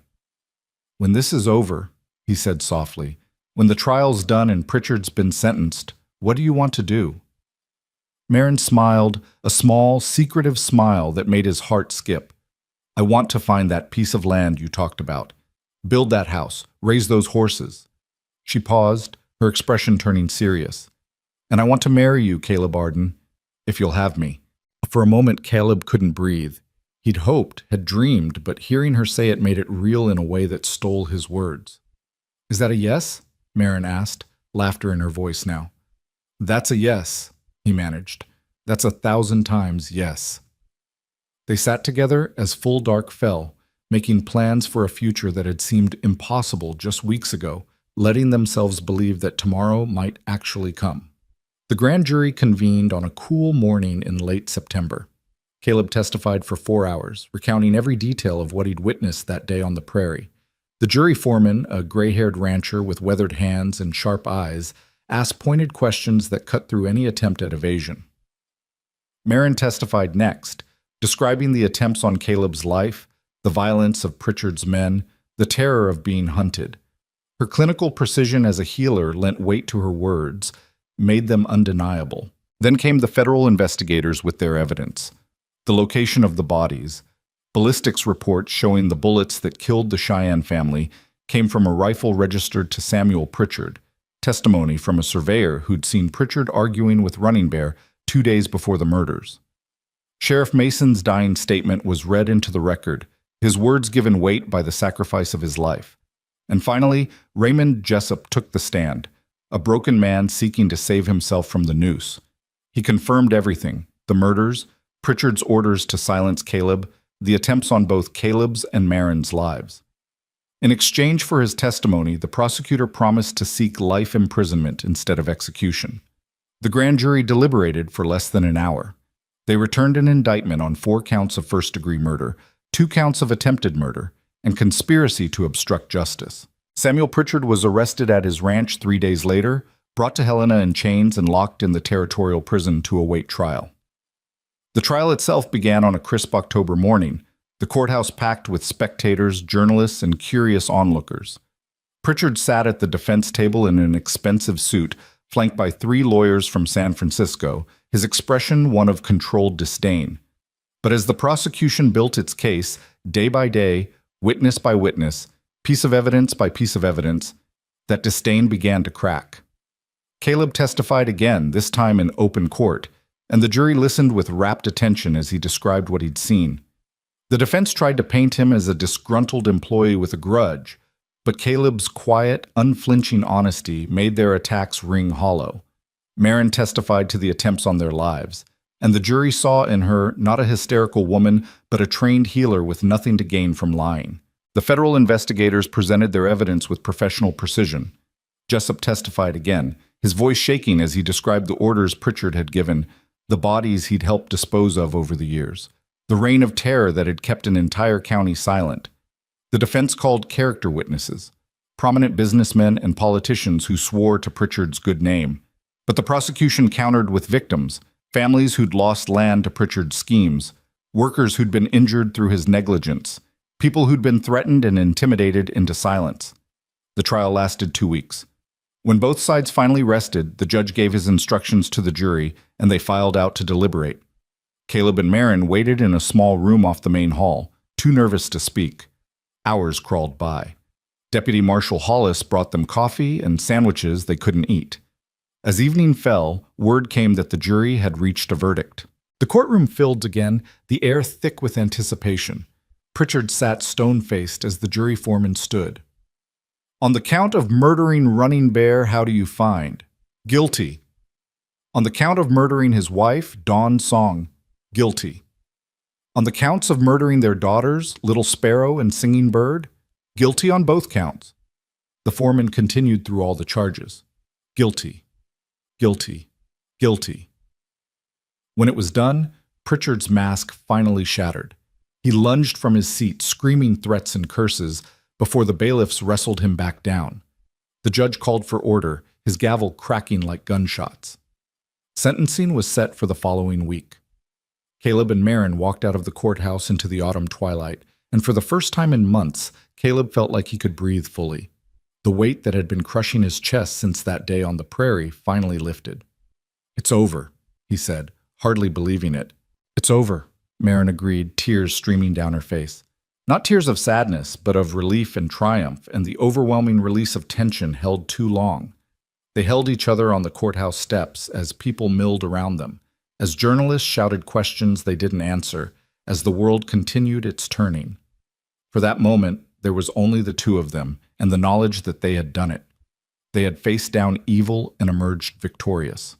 A week later, Judge Morrison sentenced Samuel Pritchard to death by hanging for the murders and life imprisonment for the other crimes. The execution was scheduled for December. Caleb chose not to attend. He'd seen enough death, enough violence. Instead, when the day came, he and Marin were 30 miles outside Helena, looking at a piece of land that ran along a clear creek with good grass and a view of the mountains. "This is it," Caleb said, walking the property with the land agent trailing behind. "This is where I want to build." The land agent, a cheerful man named Peterson, beamed. "It's good land, Mr. Arden. Previous owner couldn't make a go of it, but that was due to poor management, not poor soil. With the right work, you could have a fine ranch here." Caleb looked at Marin, who was standing by the creek, one hand shading her eyes as she surveyed the valley. The autumn sun turned her copper hair to flame, and in that moment she was the most beautiful thing he'd ever seen. She turned and caught him watching, smiled that smile that was only for him. "What do you think?" she called. "I think this is home," he called back. They bought the land with money from the territorial government, compensation for their testimony and the danger they'd endured. It wasn't a fortune, but it was enough for a start. Over the following weeks, as autumn deepened into early winter, they began to build. Caleb hired workers from Helena, men who'd followed the trial and respected what he'd done. They raised the frame of a house, modest but solid, with windows facing east to catch the morning sun. Marion worked alongside them when she could, between her duties at the hospital. She'd been officially offered a position as Helena's first resident midwife and surgeon, a title that came with a small salary and a lot of respect. "I can do both," she told Caleb one evening as they sat by the fireplace in their half-finished house.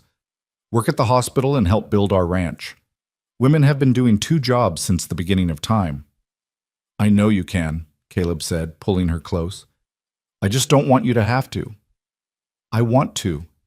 The work matters to me.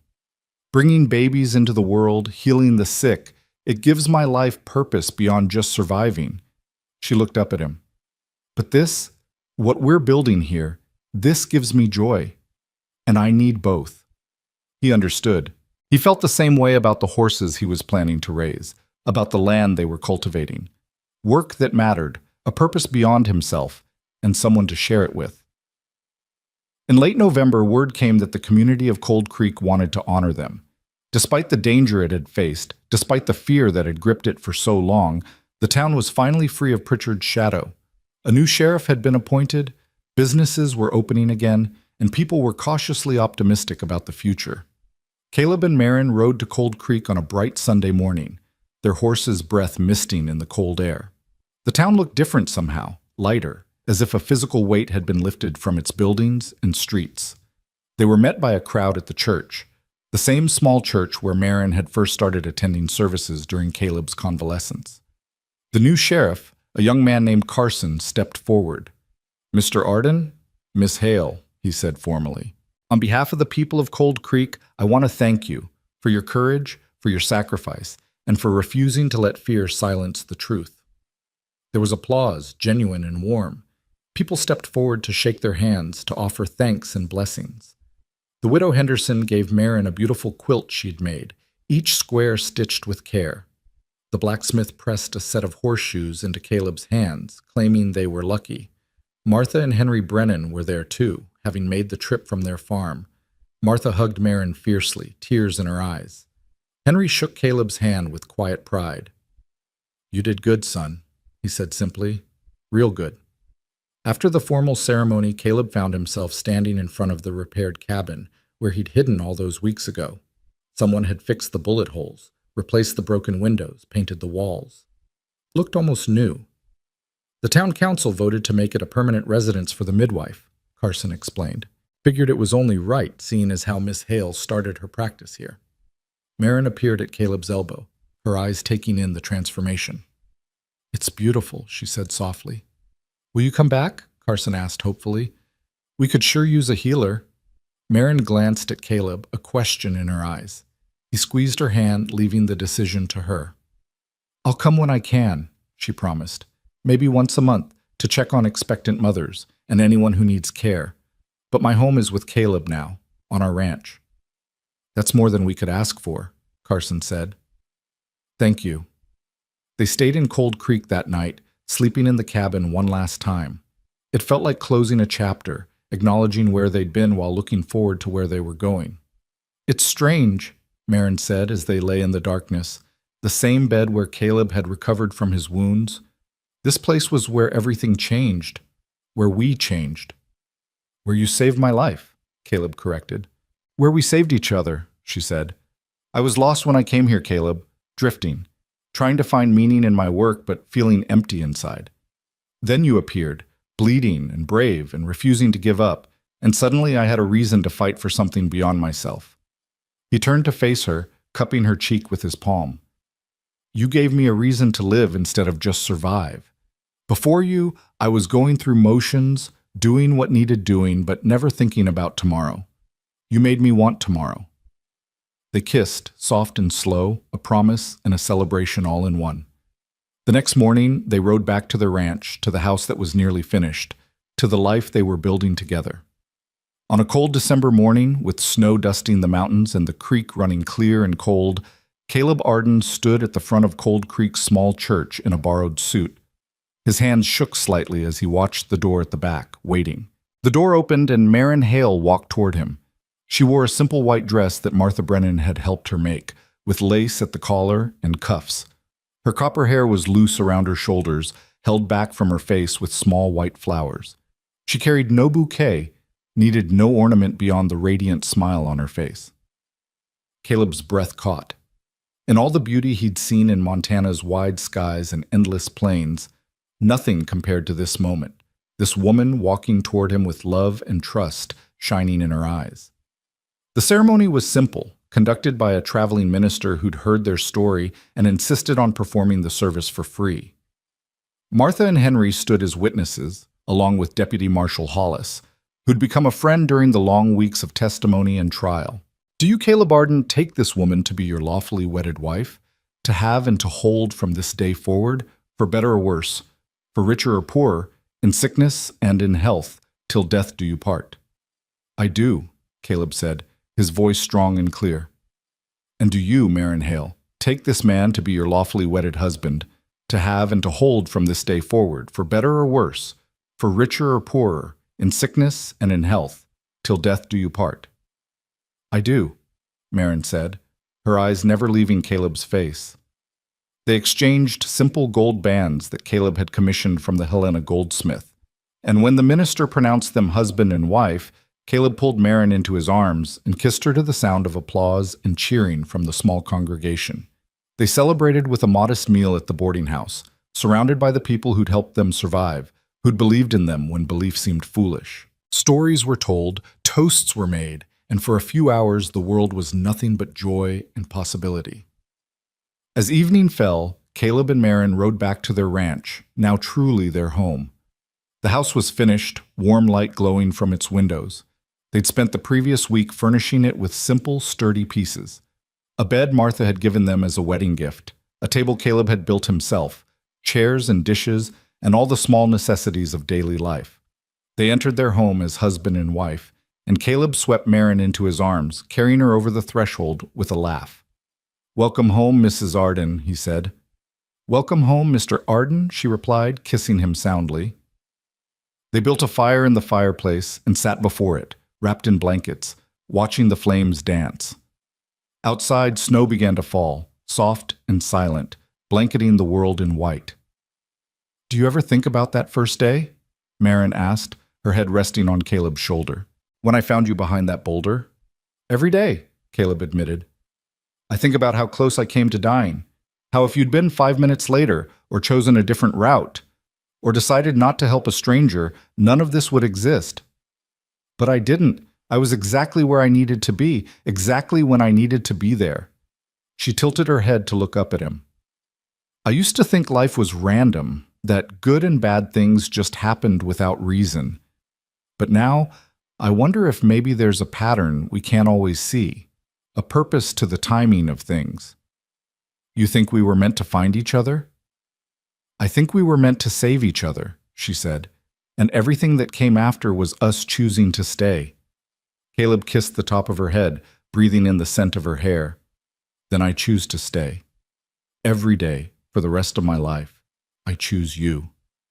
"And I choose you," she whispered back.